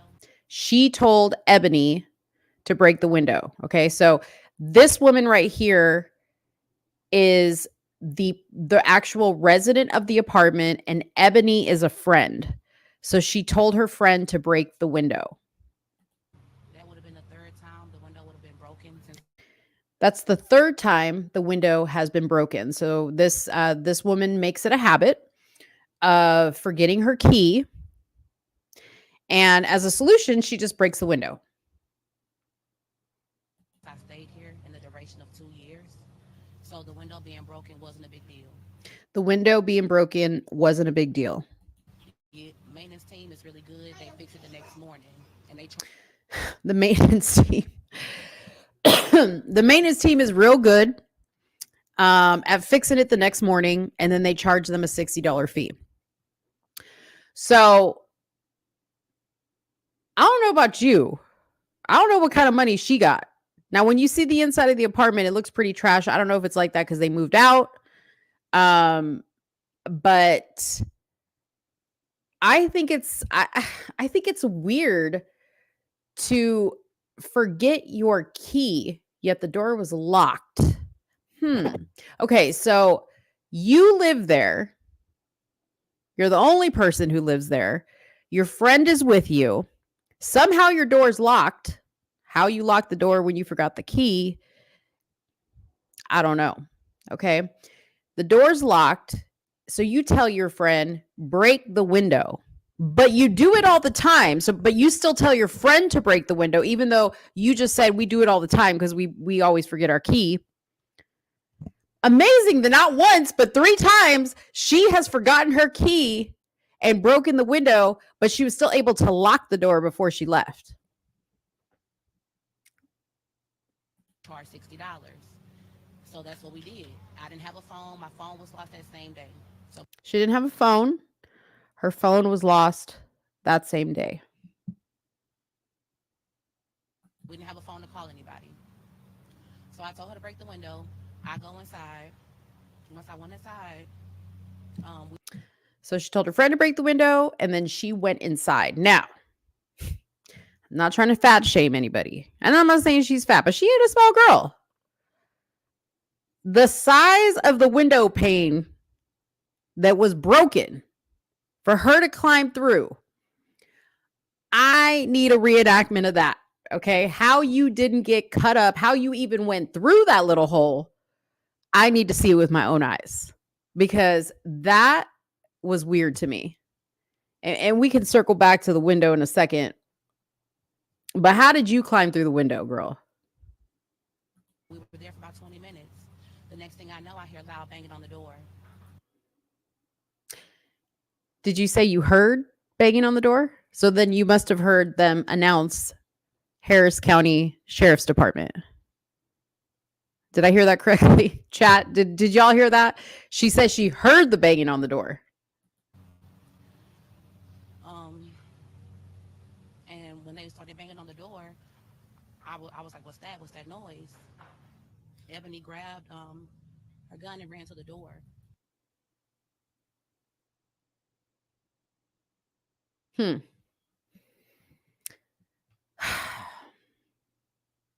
I mean, you'll see the apartment. It's not large. The window was open. The blinds were half up. She heard banging on the door. She didn't see the police standing right there in front of the window. I mean, I don't know. Like, I'm not saying anything. She could be 100% right. But what I heard in the video was they announced themselves very clearly after they banged on the door. I didn't hear anything after that. The next thing I know, Ebony came back and she said she was shot.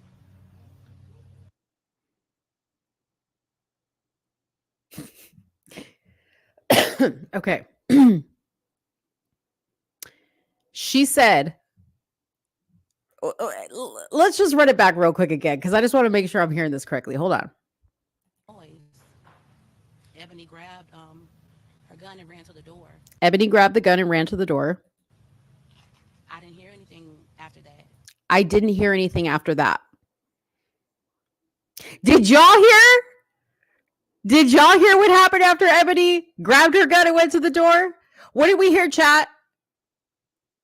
What did we hear, chat?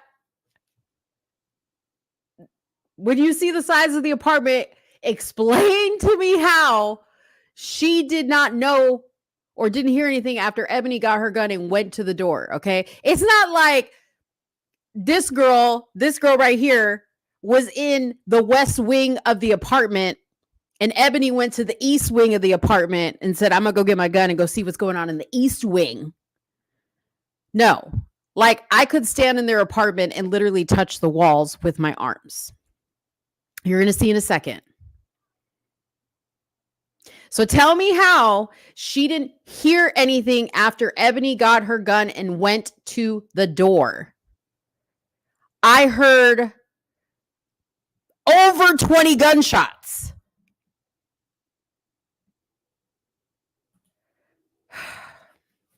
She may have one of the doors that you can lock the door without using a key or locking a deadbolt. True. She could have that. I couldn't really see the door very well, but you're right. Maybe like a code thing is what you're talking about. That's very true. Thanks for pointing that out. But wait a minute. Hold up. Hold up. Because if you could use a code to lock the door, you can use a code to get back in. I know. Next thing she knows, Ebony came back. So Ebony could walk, right? Remember, he said they made this woman walk down the stairs. Get up and walk down the stairs. So Ebony got up from the floor where she was shot 7 times and came back over to the east wing where she's at. Let's see what she had to say. And she said she was shot. She said she was shot. She didn't know. This girl missed it. Where was she? Where was she at? Where were you at, girl? Where were you at? You didn't hear the gunshots? I heard the gunshots. So I ran to my son's room. She ran to her son's room. So you guys are going to see what this all looks like. And I looked out the window. And she looked out the window. After she told me she was shot, I told her to call 911. Wait a minute. After she told you she was shot, you told her to call 911. Didn't you say y'all didn't have a cell phone at the beginning of this? We're going to circle back on that too.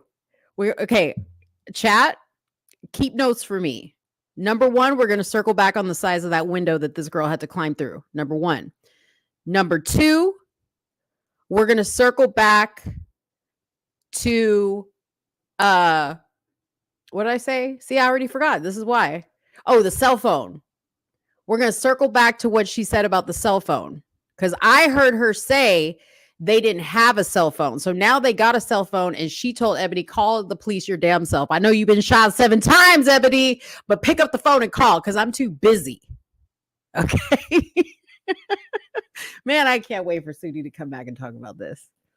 So when I ran to my son's room, I ran back to her and I told her it's the police. So imagine calling the police. So it was not until after she went to the window of her son's room that she saw that it was the police.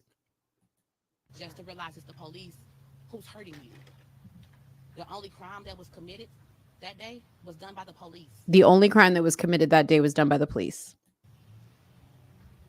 So when Ebony was shot, I was not going to come outside. It took a while to come out because, of course, I was scared. I was thinking I was going to die. I was going to be next. I was going to get shot up next. That's all I could think. I was thinking I wasn't going to see my son again. I didn't know what to think. So after she said, if you don't go out there, they're going to come in here and kill us. And so Ebony, laying on the ground, 7 gunshots, says to this girl, you need to go out there because if you don't, they're coming in and they're taking us both out. not ask any questions. Don't ask questions. When she said that, that's when I knew I had no choice. So she looked at Ebony and she was like, okay, I'm going out. This is Mo. This is Mo narrating the video for y'all. I had to gather up every ounce of courage and strength that I had, and I had to head towards that door because my life and her life depended on it. She was the hero in this situation. She went towards the door for Ebony. I don't mean to make light of this, you guys. I'm just making this entertaining. Gina says, no, the doorknob has a lock that you can lock without a key. Okay. Okay. So I go out the door, which is from what y'all can see. Everything else from that point on is y'all see it. Everything else from that point on is recorded. So I go out the door.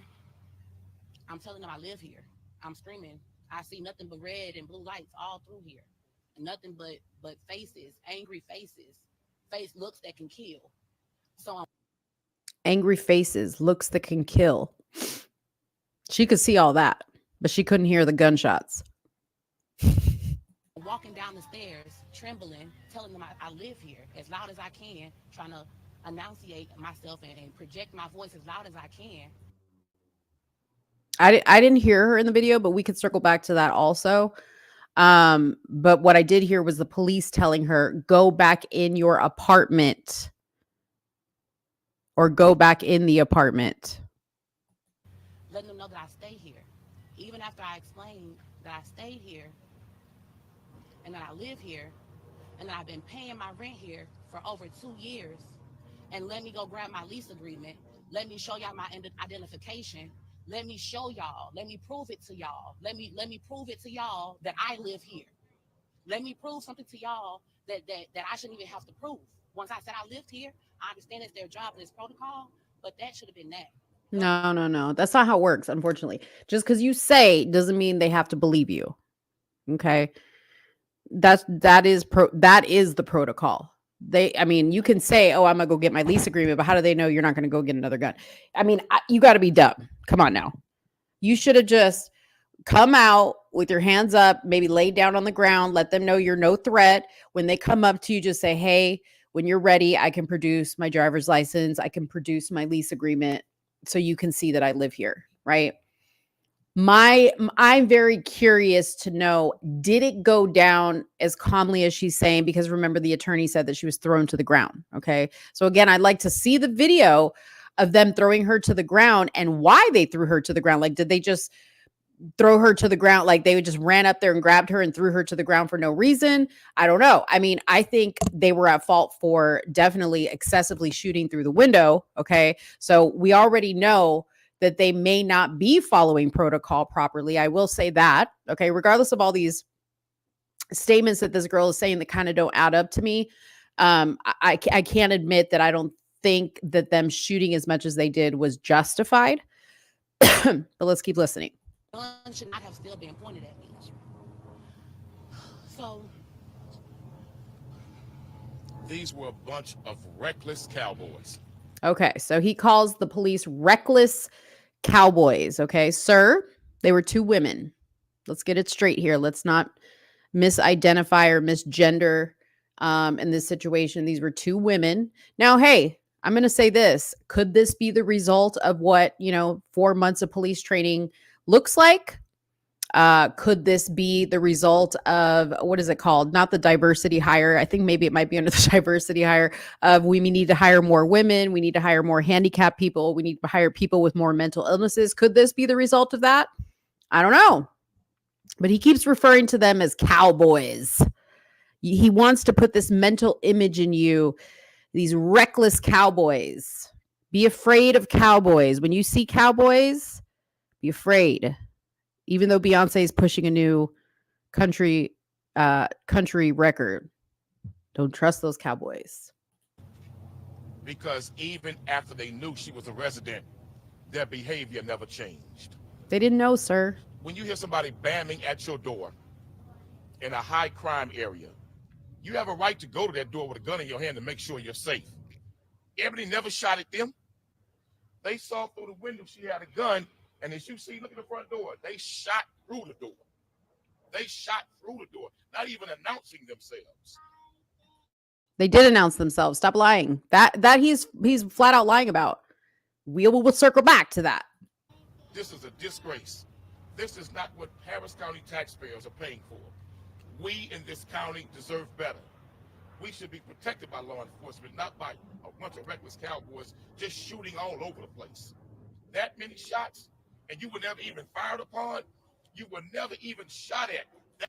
I agree with that statement. If they did not shoot at the officers, that many shots is not justified. I will agree with that statement.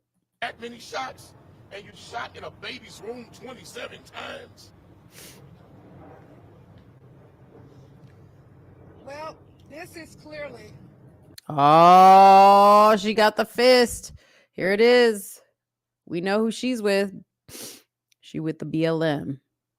What does that say? Something. Black Families National. Oh, okay. So she's part of some organization, probably of Black families who have suffered something, as a result of the police. an example of shoot first and ask questions later. And that's exactly what Harris County displayed.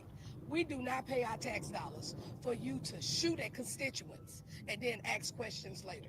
We pay for, as taxpayers, for you all to go through training, for you to use. Okay, I don't really care what she has to say. But let me circle back to the statement about the cell phone, like we said we were going to, and then remind me of the other thing. Oh, we want to look at the window.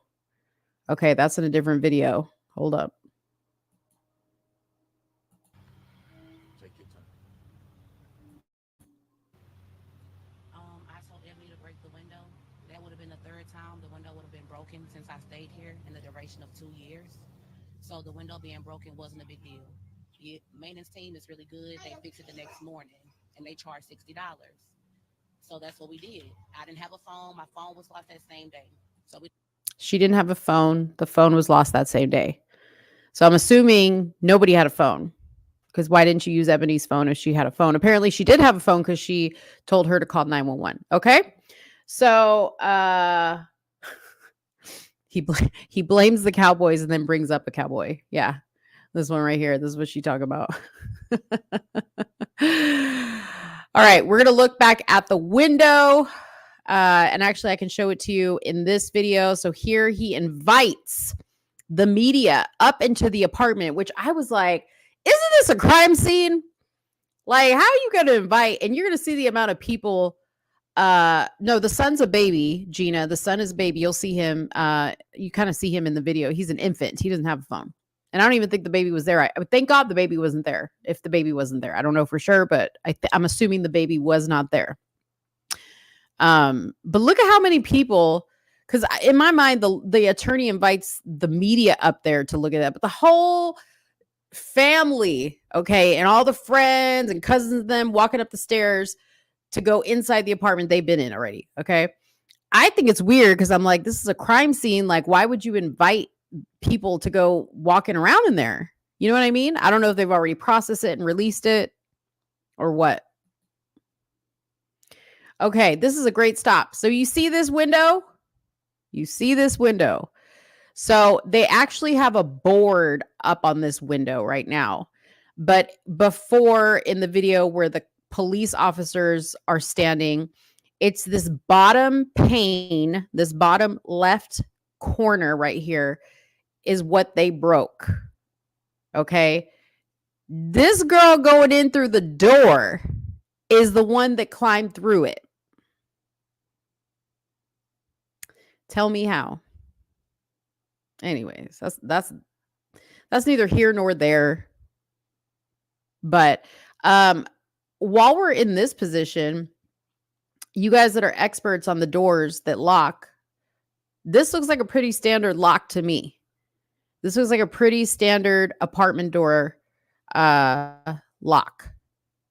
I could be wrong, but let me know in the comments. Okay. Luckily, she didn't forget her key this day. She remembered it.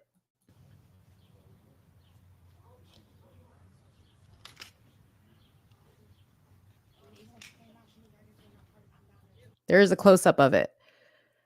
Okay. Is that one of those locks that you can lock from the outside automatically or whatever you guys were saying? Take a good look at it. Looks like a standard lock to me.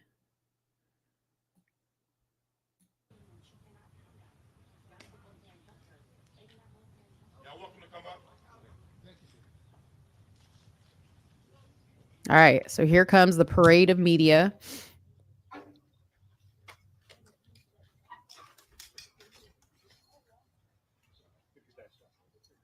Yep, you need a key. Thank you.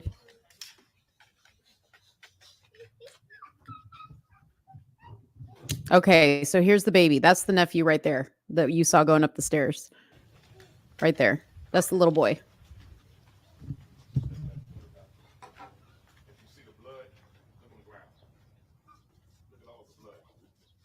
So he's just telling them there's blood on. He says, if you want to see the blood, look on the ground.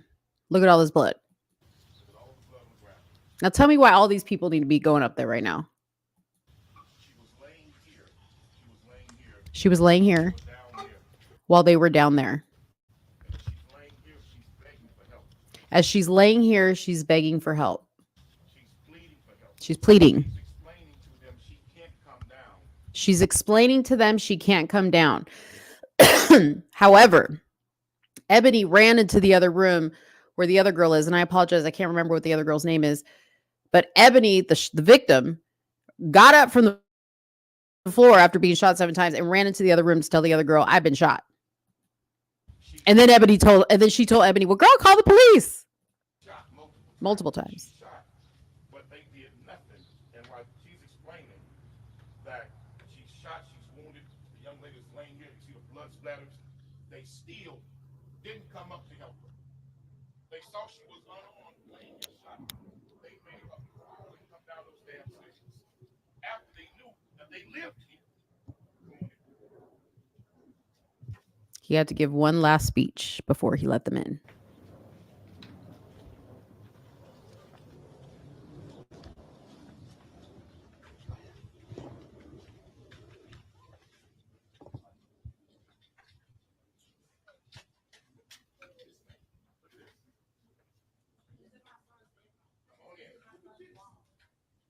Okay, so there you go. Look at this, ladies and gentlemen. You see where this? I had the wrong window. It's this right one. Does that look like somebody could crawl through that? Because if anybody's blood is on the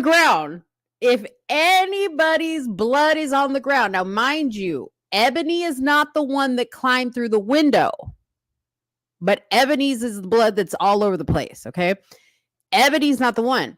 Ebony only broke the window. And the other girl climbed through this jagged, 3/4 broken window. Tell me how. Tell me how. Somebody explain to me that. Is it possible that that woman we saw could climb through this little tiny hole and not be cut up to pieces?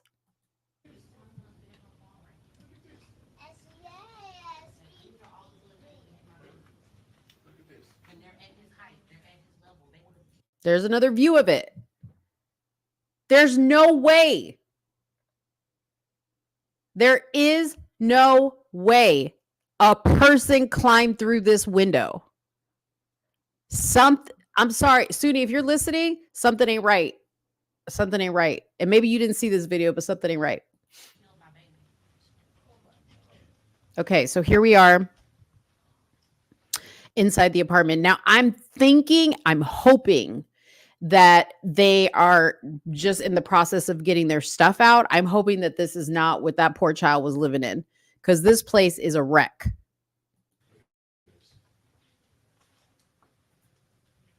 Look right behind you. Look behind you too. Look right behind you. Look at that. Look at that. So those are all the gunshots in the wall.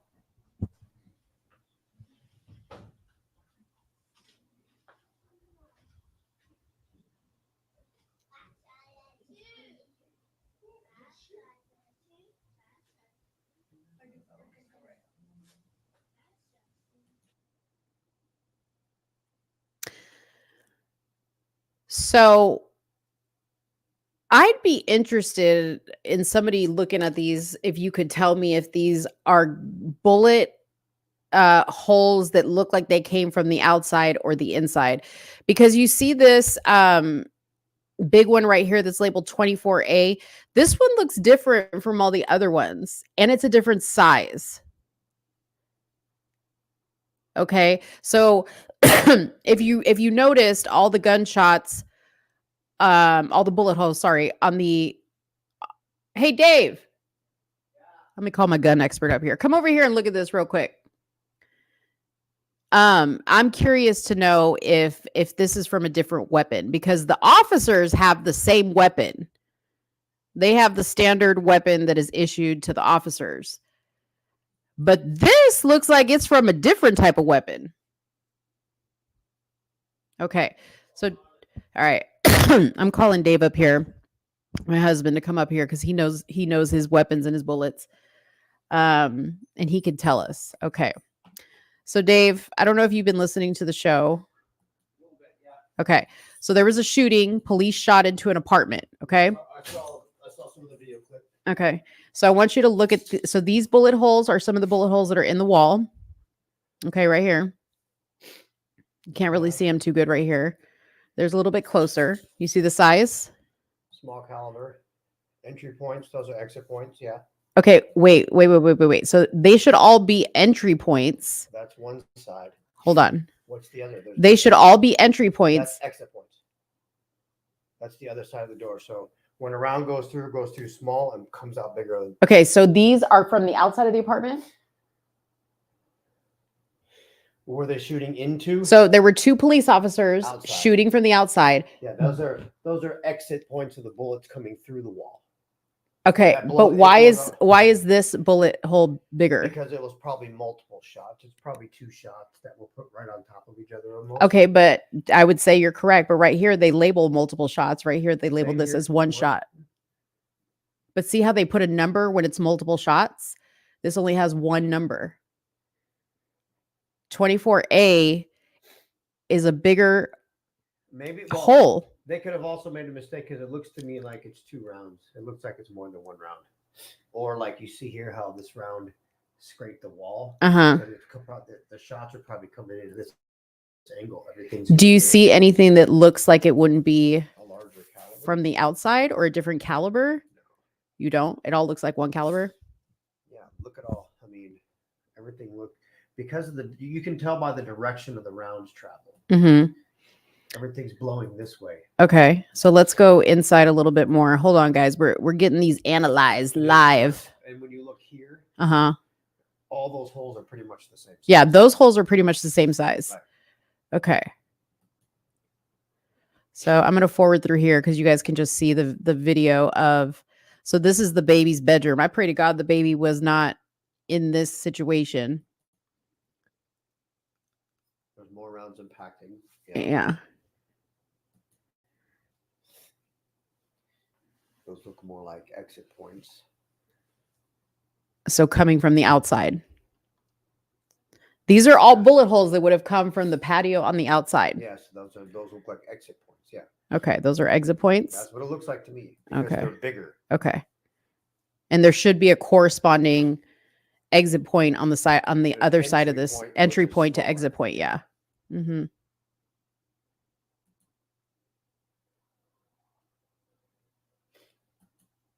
Okay. So this is pretty much, you guys are seeing I'm just forwarding through this video so you guys don't need to watch it all. So this is behind the door that you're seeing right here. So they closed the bedroom door. Was the door open when the shots? I don't know. Nobody knows. Well, look, all right, so see here. Yeah. Now go to the door. Go back to the door. Wait, what were those numbers? Those were 58A, 57A, I'm talking about 60A. the pattern. So this pattern here Matches this? That's what I'm wondering. If you were to open the door, or There should be a corresponding pattern for the door to the wall. if the door was open. Yeah. If the door opened this way, does it open this way? Okay, so even if the let's just say the door was closed, would the shots look like that on the door coming from the patio that's off to the left? Yeah, these are exit. Those are coming through the wall. We're doing a gunshot analysis. And again, you can see how the bullet carved the wall this way. Yeah. It looks like it's doing this. Yeah. And But see, like there's not a corresponding shot here. Maybe these puncture points were the rounds losing energy and hitting the doors. Yeah. Because you see how they're all doing that. Yeah. They're all at an angle. Like in a line. Well, And no, there no. and there were You zoom two, in. yeah, they're at an angle, but there were two officers Yeah, I saw shooting and they were like behind, They were- behind. yeah, Yeah. they were stacked on each other. Yeah. Okay. So anyways, all right, guys. Yeah, it was an unbelievable amount of gunfire. Unbelievable for one person. Yeah. Okay. So Joshua says sorry guys for that. You have a 1 in 17 chance of being a victim of a crime in Houston. At what point do communities have to take responsibility for police responding like this? Very true. Very good point. Gina says you need a key to get in, but not on the inside. You just twist the knob, and she is not claiming that window was that side of the window shot out, and that is a pretty big window. And she is not claiming that window.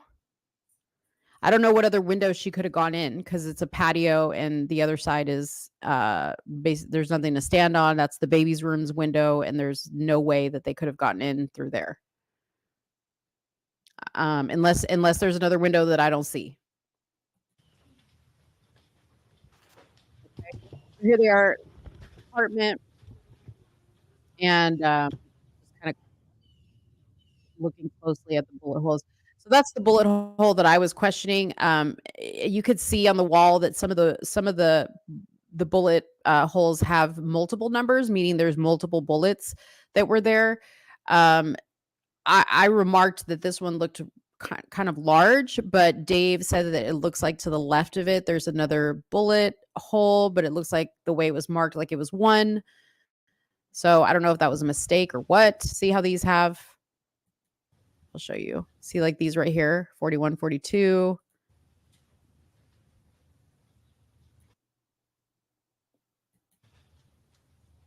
Yeah. And then they just kind of go back outside. Hopefully he gets back so I can see if there's any other windows that they could have come through. Go ahead.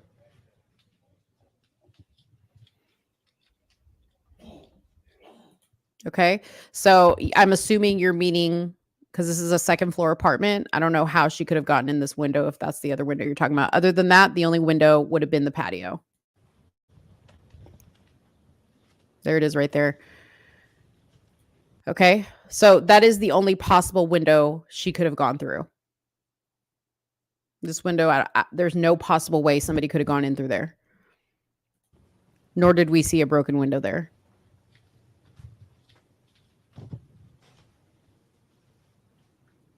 And they're obviously filming this window because this is the window I'm assuming that's in question.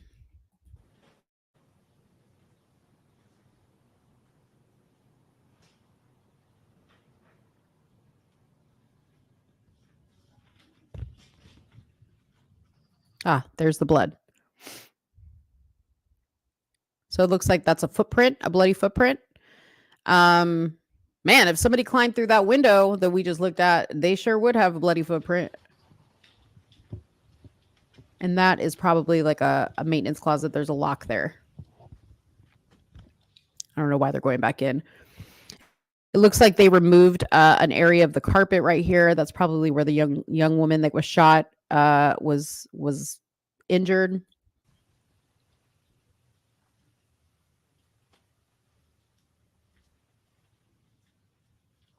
So I'm glad you all got a chance to see this. But for a woman that never shot at them, never fired a weapon, somebody's banging at your door, not identifying themselves. And I do want to point out, okay, again, you guys see how tiny this apartment is. You guys see how tiny this apartment is. Like, the kitchen is literally like to the right of this gentleman over here. This is the living room. And then to this hall, there's a bedroom to the left, which is the bedroom they were in, and a bedroom to the right. I don't know how it is possible that when the woman claims she told Ebony, or Ebony went and got her gun and went to the front door, and then her next statement was, and then I heard nothing after that. How is it possible you did not hear the gunshots? That is not a big apartment. You can see they start shooting and running down the stairway. Look at all of these shots. They shot this entire place up. Shot this entire apartment up. You shoot into a baby's room this many times? You shoot into a baby's room? There's the woman that went through the window, y'all. Let me just show her right here. That woman went through the window. She's the one. You shoot into a baby's room this many times. This was nothing more than a bunch of reckless cowboys having target practice. It looks like they came in to have target practice. There was no threat that legitimized and made it a legitimate reason to use this amount of excessive deadly force. This is a disgrace, it's a shame, and we demand justice. And we want an outside third-party agency to investigate this entire incident. Thank you, y'all. All right. Oh, he says, can you tell us which window is broken? This one here? Right there, yes, the front. There he is. He pointed out the front window. Okay, so there we go. It was the front window. That guy that asked the question is thinking the same thing I'm thinking. I'm just going to say that. He's thinking the same thing I'm thinking. Okay. Man, that's crazy. All right. When Ben Crump shows up, there's always more to the story. I can't believe this man is an attorney. Well, that's not Ben Crump, by the way. Joshua, that's a different, I don't know what that attorney's name, but that's not Ben Crump. Both sides of the window look like it's missing. If you look at the window above, you can tell the glass is there. Let's see.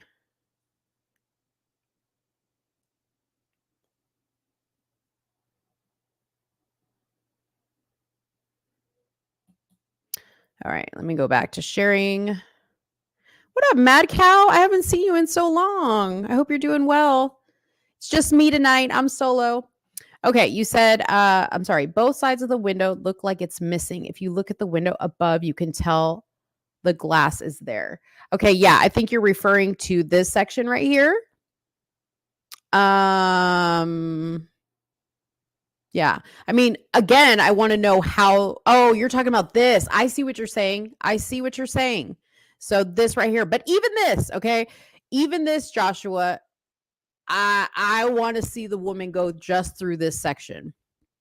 I really find it hard to believe that she could go just through this section. I could be wrong. She could be some type of like, you know, person that can kind of like fold herself in. I'm not going to discount that could be possible.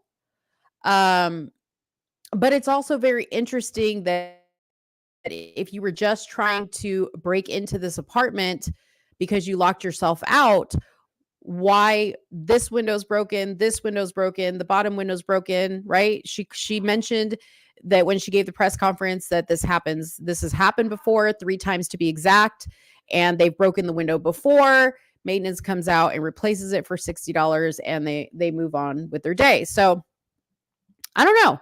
I mean, I'm just saying, I'm not making any determination in this case. I don't have a determination. I am just asking questions. I stated that earlier on. So we'll see. We'll see how this plays out.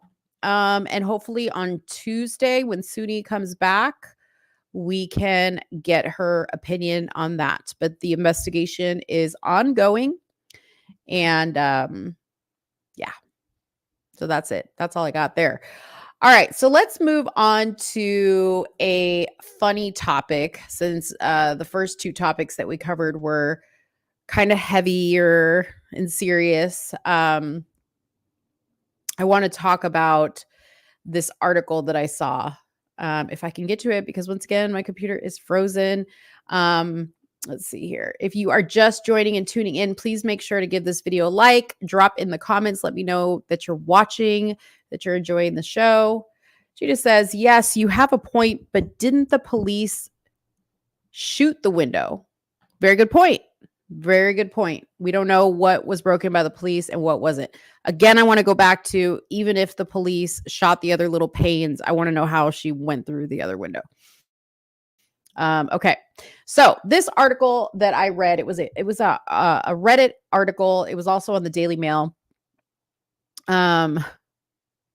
That's not Ben Crump, but he is her attorney. Oh, so Ben Crump has taken the case now? What? Okay. Maybe this guy's from Ben Crump's office.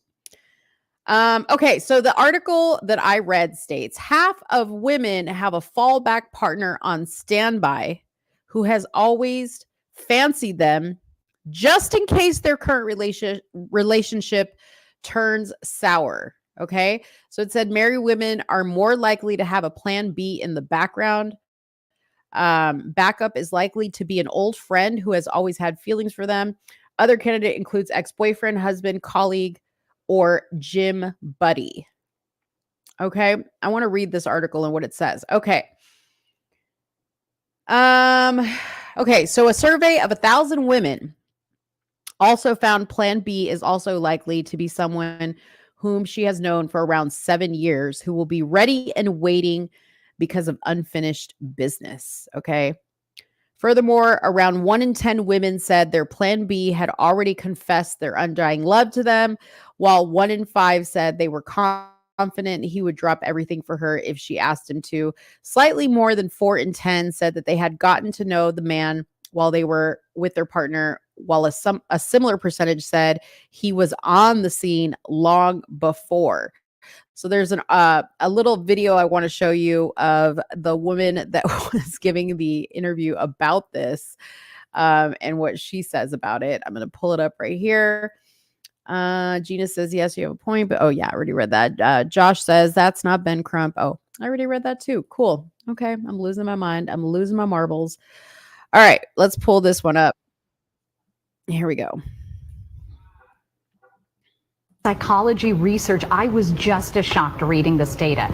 More than half of women who are happily married women are doing this, have a backup plan. Person they've identified, and in most cases it was either an ex-boyfriend or an old friend who never made it to the dating category. Get out of town. Unfortunately, yes. And the problem is social media has just made it too easy to have such a type of behavior. Right. So I know you're here to say, though, yes, watch out, because this Absolutely. is anything but good. It is. I agree. Mindset matters in relationships. You're in a relationship. Okay, so this particular lady was talking about married people in general. But the article that I was reading earlier covered also women who are not married, women who are just single and dating. Okay, so here is my opinion. And this, I don't know if this is traditional or what it is, right? I don't think it's traditional. Okay, I think this is probably not a common opinion. But this is what I say. If you are just dating and you're not having sex with all these people, okay, I think you should keep your options open. I think you should date other people, okay? Again, I want to preface it by saying, as long as you're not having sex with all these people, okay? If you are in a relationship and you're like, oh, I want to keep like my little side piece, my little Plan B option, and you're just in a relationship, you're not married, but you're having sex with both people, I don't think that that's right. Okay. Because then that would make you a whore. Okay. However, if you're not having sex with these people, I think you should have a Plan B. I think you should always be looking. It's kind of like the same concept of, even though you have a job, I feel like you should never stop looking for a better job. Right. And until a man puts a ring on your finger and marries you, in my opinion, you are single. Okay. You may be dating, you may be in a quote unquote relationship, but technically you're single. Okay. Because he has not married you, he has not asked you to be his wife, his long life partner. So I think if you're not having sex with anybody else, I keep prefacing that because I know people are going to lose their minds when I say this, but I think you should keep your options open and always say, hey, if something better comes along, or if this one starts, dropping the ball, or I just lose interest, yeah, I might have some other options in the works. Okay. Now, if you're married, no, you shouldn't have a Plan B. Okay. You should have a Plan B. I think you should focus on what's going on, that you have a Plan B. I don't think that's right, but definitely not right to do if you are married, to have a backup plan, because I feel like if you have a backup plan, then you're already kind of like assuming that it's not going to work out. And therefore it won't work out. Right. I think you shouldn't be married if that's the case.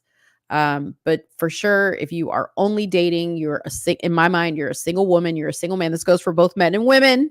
Okay. As long as you're not having sex, don't have sex with multiple people. Date, go out, have a fun relationship. Don't sleep around. Okay. You let me know what you think in the comments box, but I thought this was a funny one to kind of touch on. Just, to see what people think. Okay. All right, let me do a really quick sports update. So I saw this. I'm from Chicago, so this kind of sparked my interest. We are, even though they're not a great team. Sorry, Dave. This is a Chicago Bears household. I don't really care either way, but Dave says I'm not really from Chicago unless I support the Chicago Bears. But anyway, so the Chicago Bears have hired Jennifer King as the offensive assistant running back coach, making her the first female coach in the organization's history. Now, as soon as I read that headline to Dave, here's what she looks like. Here's Jennifer. As soon as I read that headline to Dave, he was like, "That's bullshit. They're going to put somebody that has zero football and coaching experience just because she's a woman." Okay, so is this a good idea? I don't know, because I don't know Jennifer King.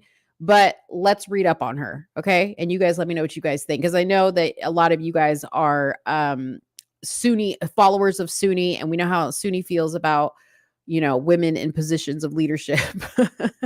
I'm not for it all the time. I don't always think it's a good idea, but Jennifer looks like she kind of pitches for the other team a little bit. She looks tough. And yeah, let's just read up about her and see what it says. Okay, so the Chicago Bears have hired Jennifer King as their first female coach in franchise history, working as an offensive assistant with running backs. Okay, now what does it say for the Bears if this girl turns the team, at least their running back, whatever she's coaching, if she turns that around and they become a better team? This could revive the women's movement. Okay, and the Bears' career. So Coach Matt Eberflus filled out his staff Wednesday by announcing the final 6 members. Chris Beatty will coach wide receivers with Chad Morton in charge of running backs. Are those the ones with the cute butts? Who running backs? Who are the running backs? Are they the ones with the cute butts? The little butts because they have to run fast? They're skinnier, right? Anyways, Thomas Brown will be the offensive passing game coordinator. Jason Hodling, the assistant offensive line coach, and Robbie Picasso, an offensive assistant working with quarterbacks and receivers. King, 39, has climbed the coaching ranks over the past handful of seasons, breaking barriers along the way. She most recently served as the Washington Commanders assistant running backs coach, becoming the first Black woman to be a full-time coach in NFL history. She played 12 seasons as a 7-time All-American quarterback and wide receiver for the Carolina Phoenix women's tackle football team from 2006 to 2017. So see, I told Dave, I was like, she does have experience. She has coaching experience and she has playing experience. Okay, Birdman says no, they are running backs who squat over 600 pounds. I don't know, our football is different in Australia. Okay, so the running backs are the big guys? Dave, what do running backs look like? Do they have cute butts? Are they big? Oh, P was running back? That's right. All right. I personally know a running back. Shame on me. Okay. So entering the 2023 season, 9 women served as full-time coaches in the NFL. I did not even know that. Brown has 13 years of experience, including the past 4 in the NFL. He was offensive coordinator for the Carolina Panthers in 2023. The Pantherettes, Soonie, after working the 3 previous seasons with the Rams. Erica, Soonie had some scheduling conflicts, so it's just me today. Beatty is a former CFL player who was wide receiver coach for the Los Angeles Chargers for the past 3 seasons. He has 15 seasons of coaching experience. The 7-year veteran Morton. Anyways, we don't care. These are the guys. We're here for Jennifer. Okay, we're here for Jennifer. So that's all I really had to report on that. Is the Bears have hired their first female running back coach in NFL history. Okay. So that's pretty interesting. pretty interesting. There's a lot of interesting things to look out for this next football season. We have Matt Ariza, who got signed to the Chiefs after being exonerated from his rape case. And now we have Jennifer King, the first female assistant coach in NFL history. Okay, that's awesome. Good times, good times, good times. Okay, so let's talk about the Trump sneaker comment that was made on Fox News. So Raymond Aroyo, he faces some backlash, okay, on social media after recently suggesting that Donald Trump will gain support from Black voters following the recent introduction of his new sneaker. Where are they running back to? Hold on. Derrick Henry is a running back, and he is 6'3", 247 pounds. They aren't all small. Okay, yeah. No, the running backs. Okay, now I know what running backs are. Yeah, those are the cute. They are the cute ones. They're not the ones with the little butts, but they're cute. Okay. As previously reported, Donald Trump recently popped up at SneakerCon in Philly, where he introduced his Never Surrender high tops. In Arroyo's eyes, the sneaker introduction will lead to Black voters' support for Trump. Aroyo said this is a big deal, certainly in the inner city. So when you have Trump roll out his sneaker line, they're like, wait a minute, this is cool. He's reaching them on levels that defy and above politics. The culture always trumps politics, and Trump understands culture like no politician I have ever seen. As you can imagine, his comments didn't sit too well with some folks, and they didn't hold back with their response. Okay. Let's see what some people are saying. Right Wing Angel says, we do love sneakers now. Stop lying in the comments. Money says, nah, everyone's going to vote for Trump because he's the better option. It's more simple than sneakers. I agree. Huey Vuitton says, Joe Biden said you ain't Black if you vote for Trump, and you'll say Trump is a racist. Give me a break. Bella Rose says, wow, just wow. The mother effing disrespect. What the fuck is people on nowadays? I just want to know. Deontay said, if you have a problem figuring out whether you're for me or Trump, then you ain't Black. Joe Biden. He did a quote from Joe Biden. Okay, so let's watch the comment from Raymond on Fox News, and then I'm going to show you a awesome video that Keisha King put together that just sums it all up. Okay, so here we go. Sneaker thing. I was on social media last night. Very interesting. As you see Black support eroding from Joe Biden, this is connecting with Black America because they love sneakers. They're into sneakers. They love this is a big deal, certainly in the inner city. So when you have Trump roll out his sneaker line, they're like, wait a minute, this is cool. He's reaching them on a level that defies and is above politics. The culture always trumps politics. So before we go to Keisha's video, I do want to say this, okay? I think he's wrong. I think he's wrong in a couple of points, okay? Number one, I hate that he's minimizing the Black community by saying, just sell them a pair of sneakers and they'll vote for you, okay? However, I understand where that mentality can come from, and Keisha's video is going to explain that a little bit better. But the other thing I disagree with him on is Trump is not doing anything monumental here, okay? The Democrats have been virtue signaling to the Black community by using things that are part of the culture for a long time. Okay, so Trump's not, I don't understand why they're making this like, oh, Trump really understands culture. I mean, yeah, I mean, Trump's been mentioned in hip hop rap songs, as long as I can remember. And he's been, before he was president, very popular with celebrities and those particularly in the hip hop or the culture, right, community. So, it's not like he's just like new to the community, right? They know of him. But I think more people, and honestly, I think Trump has had the support of the Black community. I know that they like to show that only Black people vote Democrat, but that's not true. I think the Black vote is a little bit more diverse than people give it credit for. Obviously, social media wants to paint it a certain way. But you're going to see Keisha's video because then that also shows the different side of the coin, right? And it should anger you even more because it's what all politicians think of the Black community. This is what they think is going to appeal to you, you know?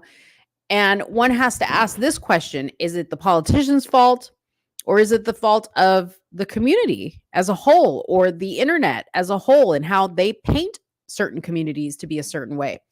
Before I go into that, let me just address some comments. Jacqueline said, wait, who has the big butt? The running backs. The running backs have the big butt. We just learned that today. Mad Cow says, someone is asking $450,000 for a pair of Trump gold sneakers. Wow, that's crazy.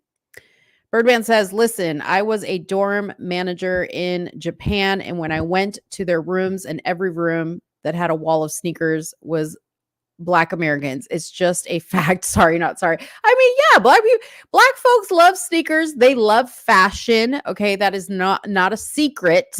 It's not a secret. We're not saying that that's not a secret. I'm just saying it's not unique to Trump, is all I'm saying.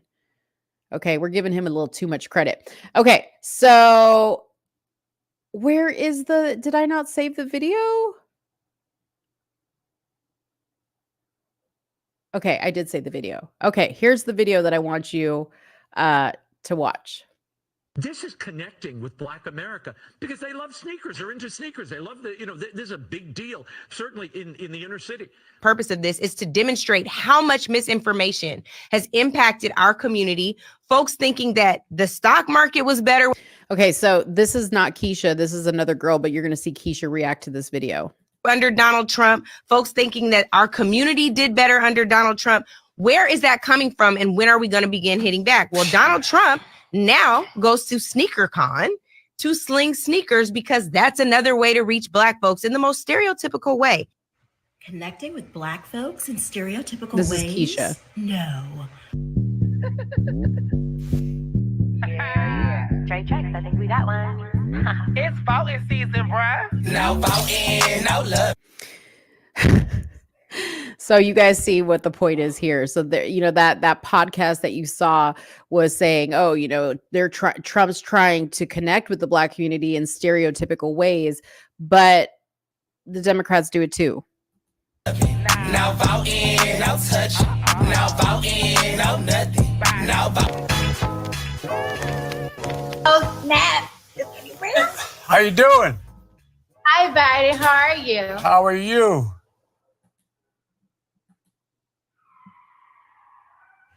I would think y'all would love this. This is what y'all do. I thought that was a great video. My favorite part was the end where Nancy Pelosi is like kneeling at the bottom. Oh man, that's so funny. All right, last story that I'm going to cover. I think it's the last story. We'll see. Unless you guys have anything else you want me to talk about or comment on, is Wendy Williams. So Wendy Williams, if you guys don't know who Wendy Williams is, she did the talk show, The Wendy Show. She was very well known in the hip hop community, in particular in New York, on her radio show way back in the day. That's when I used to listen to Wendy. And she was just known for just like roasting people, going after people, like talking about people. That's just what Wendy did. She was always about getting the tea, asking the questions that nobody was going to ask. She pissed off Whitney Houston. She pissed off Mariah Carey, Diddy. She was one of the first people to expose all the Diddy stuff that we're hearing about now. Wendy was the first one to talk about it. Anyways, she not recently, within the last year or two, had to step away from her show due to health reasons. For those of you guys that don't know, she was diagnosed with Graves' disease, which is why she has those like bulging eyeballs. That's part of the Graves' disease. And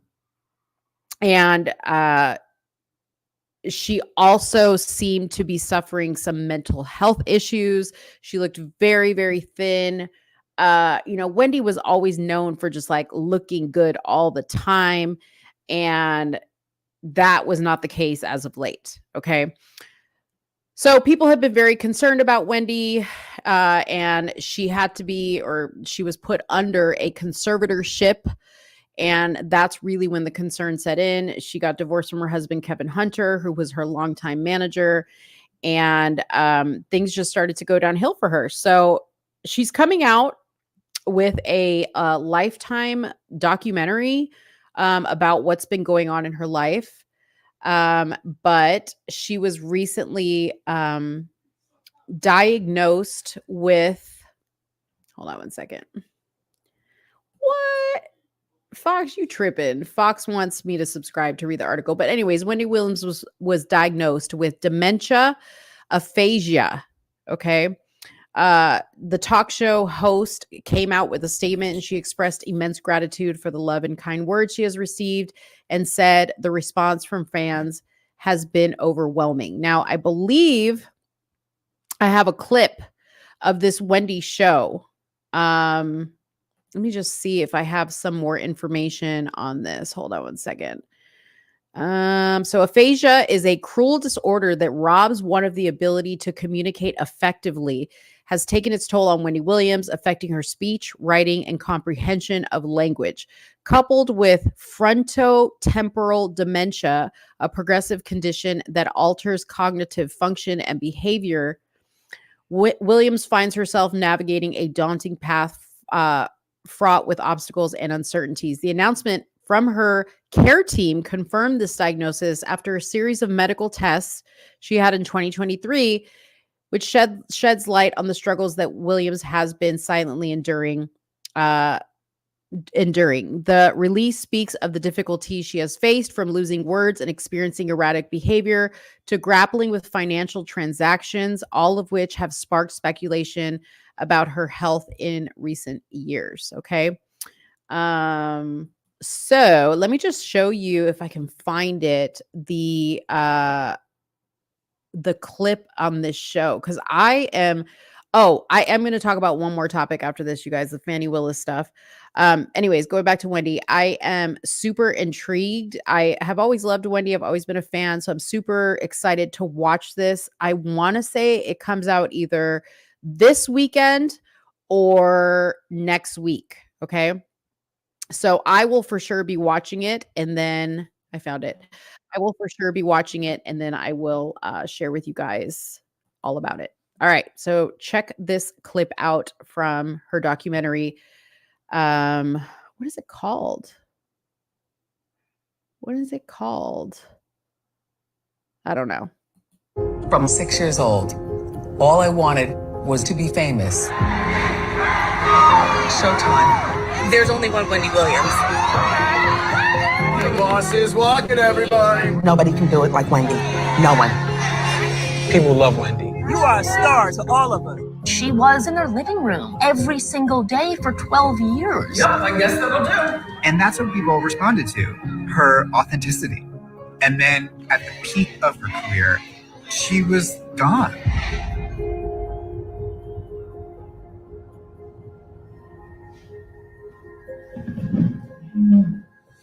Are we ready? Yeah, waiting on you. All right. And away we go. Okay, so at first when I saw this, I was like, dang, she looks really good. What I did learn was this was a documentary that started while she was still kind of in her show, but then it quickly kind of took a turn because of her health. Okay, so while you see Wendy kind of looking good through some of this, it's skipping back and forth between the now and earlier times.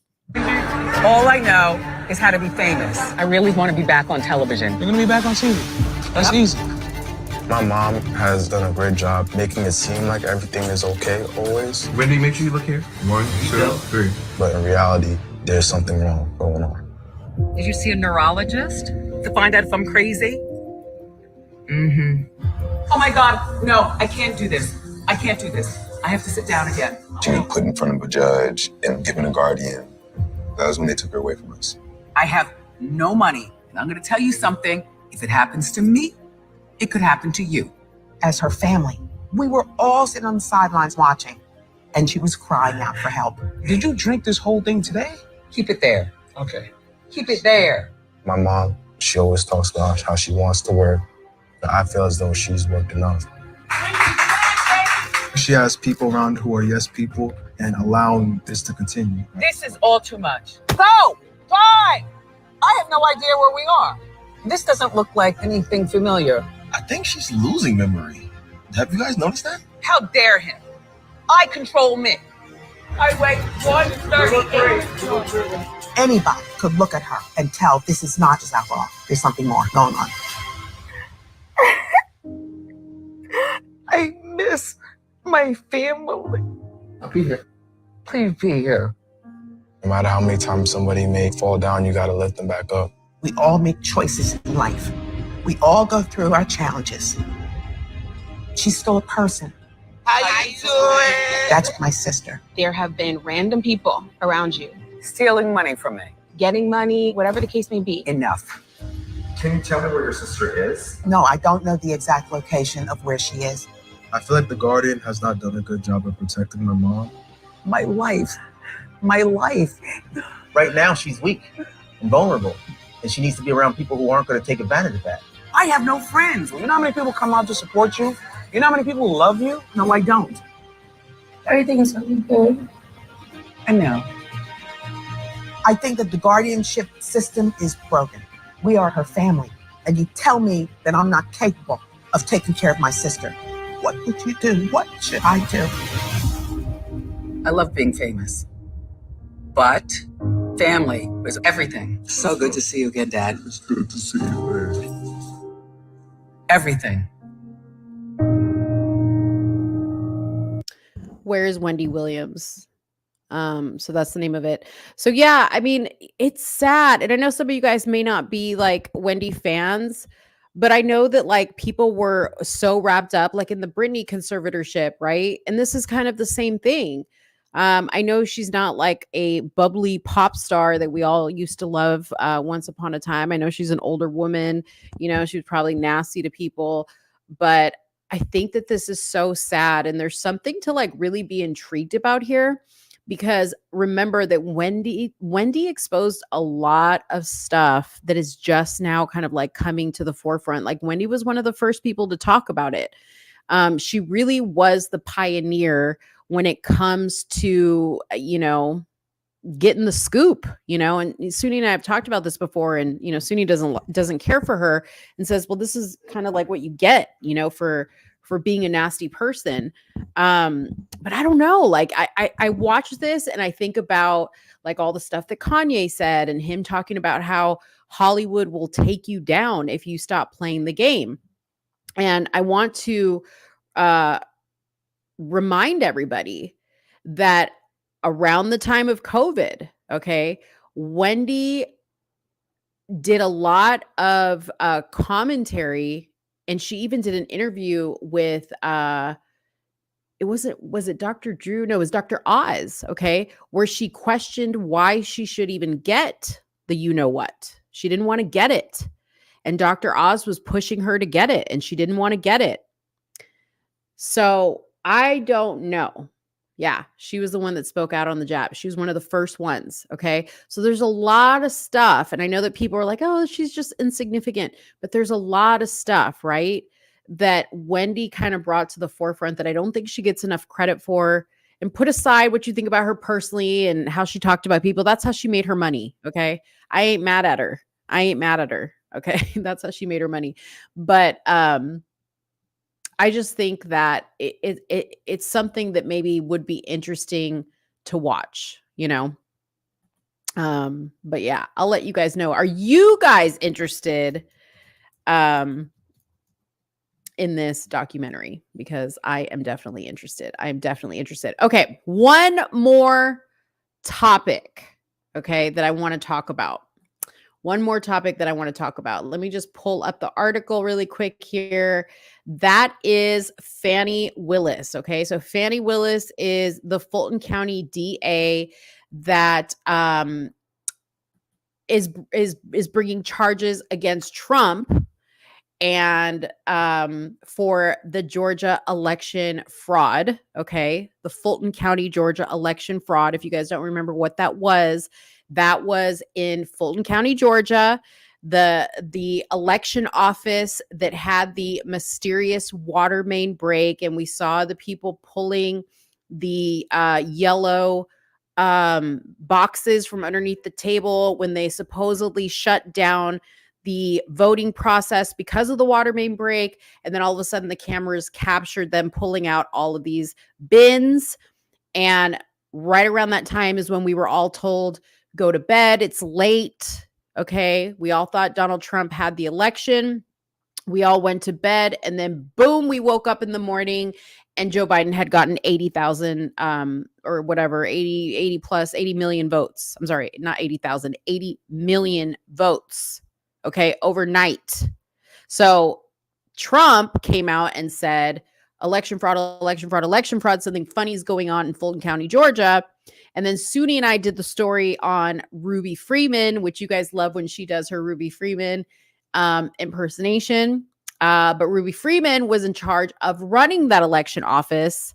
And there was a whole thing there. Okay, I'm not going to go into it because that's not what this particular story is about. It's not about Ruby Freeman, but it is about the Fulton County DA, Fani Willis. Okay, now Fani Willis has been on the stand as of late because she was contracted by the Georgia Fulton County Election Commission or whatever to be the district attorney to bring charges against President Trump for what he was stating was happening in Georgia. Okay.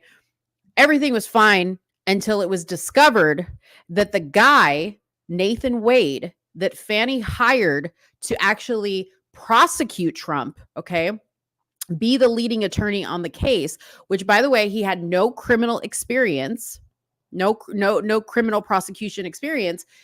She hires him to be the main guy, only to come and find out that they were in a relationship together. Now, that's a problem because you hired him to prosecute Trump. So you can't be, sleeping with him and having a full-blown relationship with him. So now they have brought Nathan and Fani and the partners that are in the firm with Nathan to testify about whether that relationship was taking place at the time she signed the contract, or sorry, he signed the contract to be the lead prosecutor. Okay.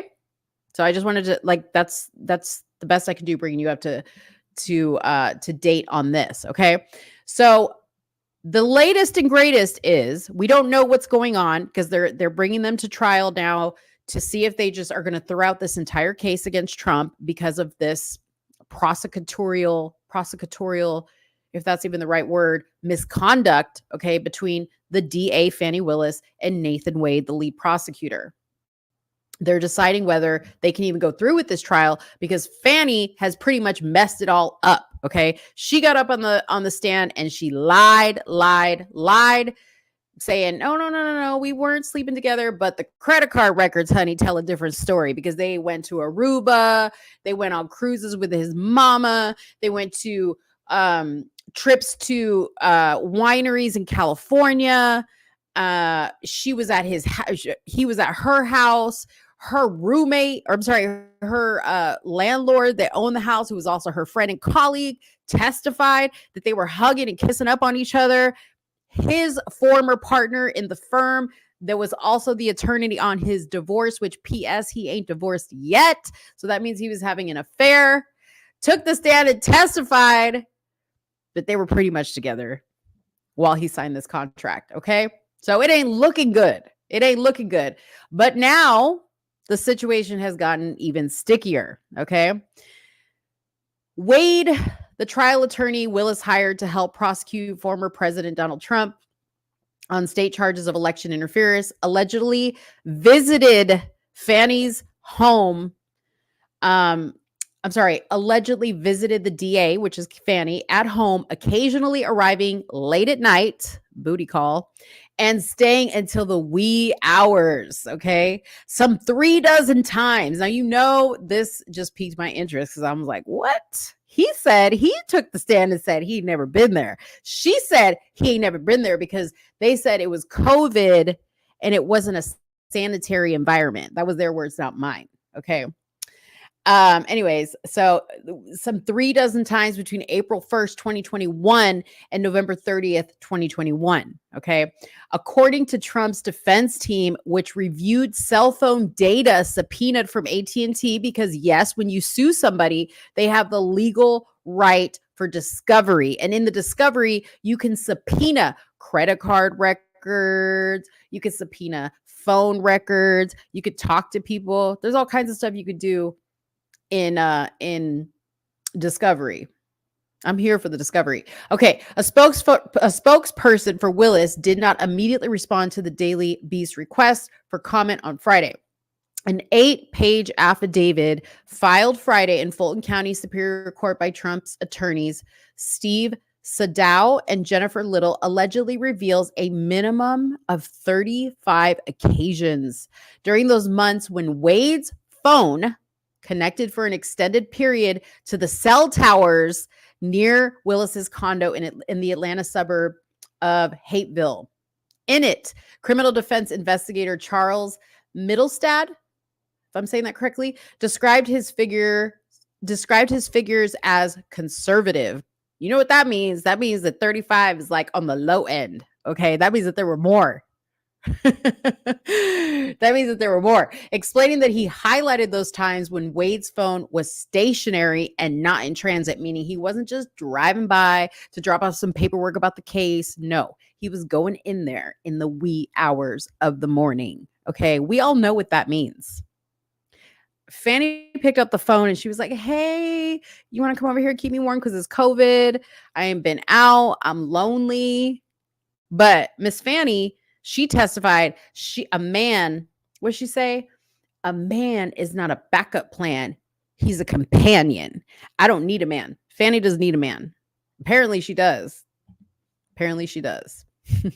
Fulton Superior Court Judge Scott McAfee will now decide whether or not to admit the phone data analysis into evidence. Now, I have been watching this trial, okay, and Judge Scott McAfee, I don't know if they've got him threatened, okay? I don't know if he's working for Fanny, but every time her or Nathan took the stand, he was running defense super hard for her, okay? Like anytime they'd ask her like a hard question, he would be like, okay, that's enough. I think she's already answered that question.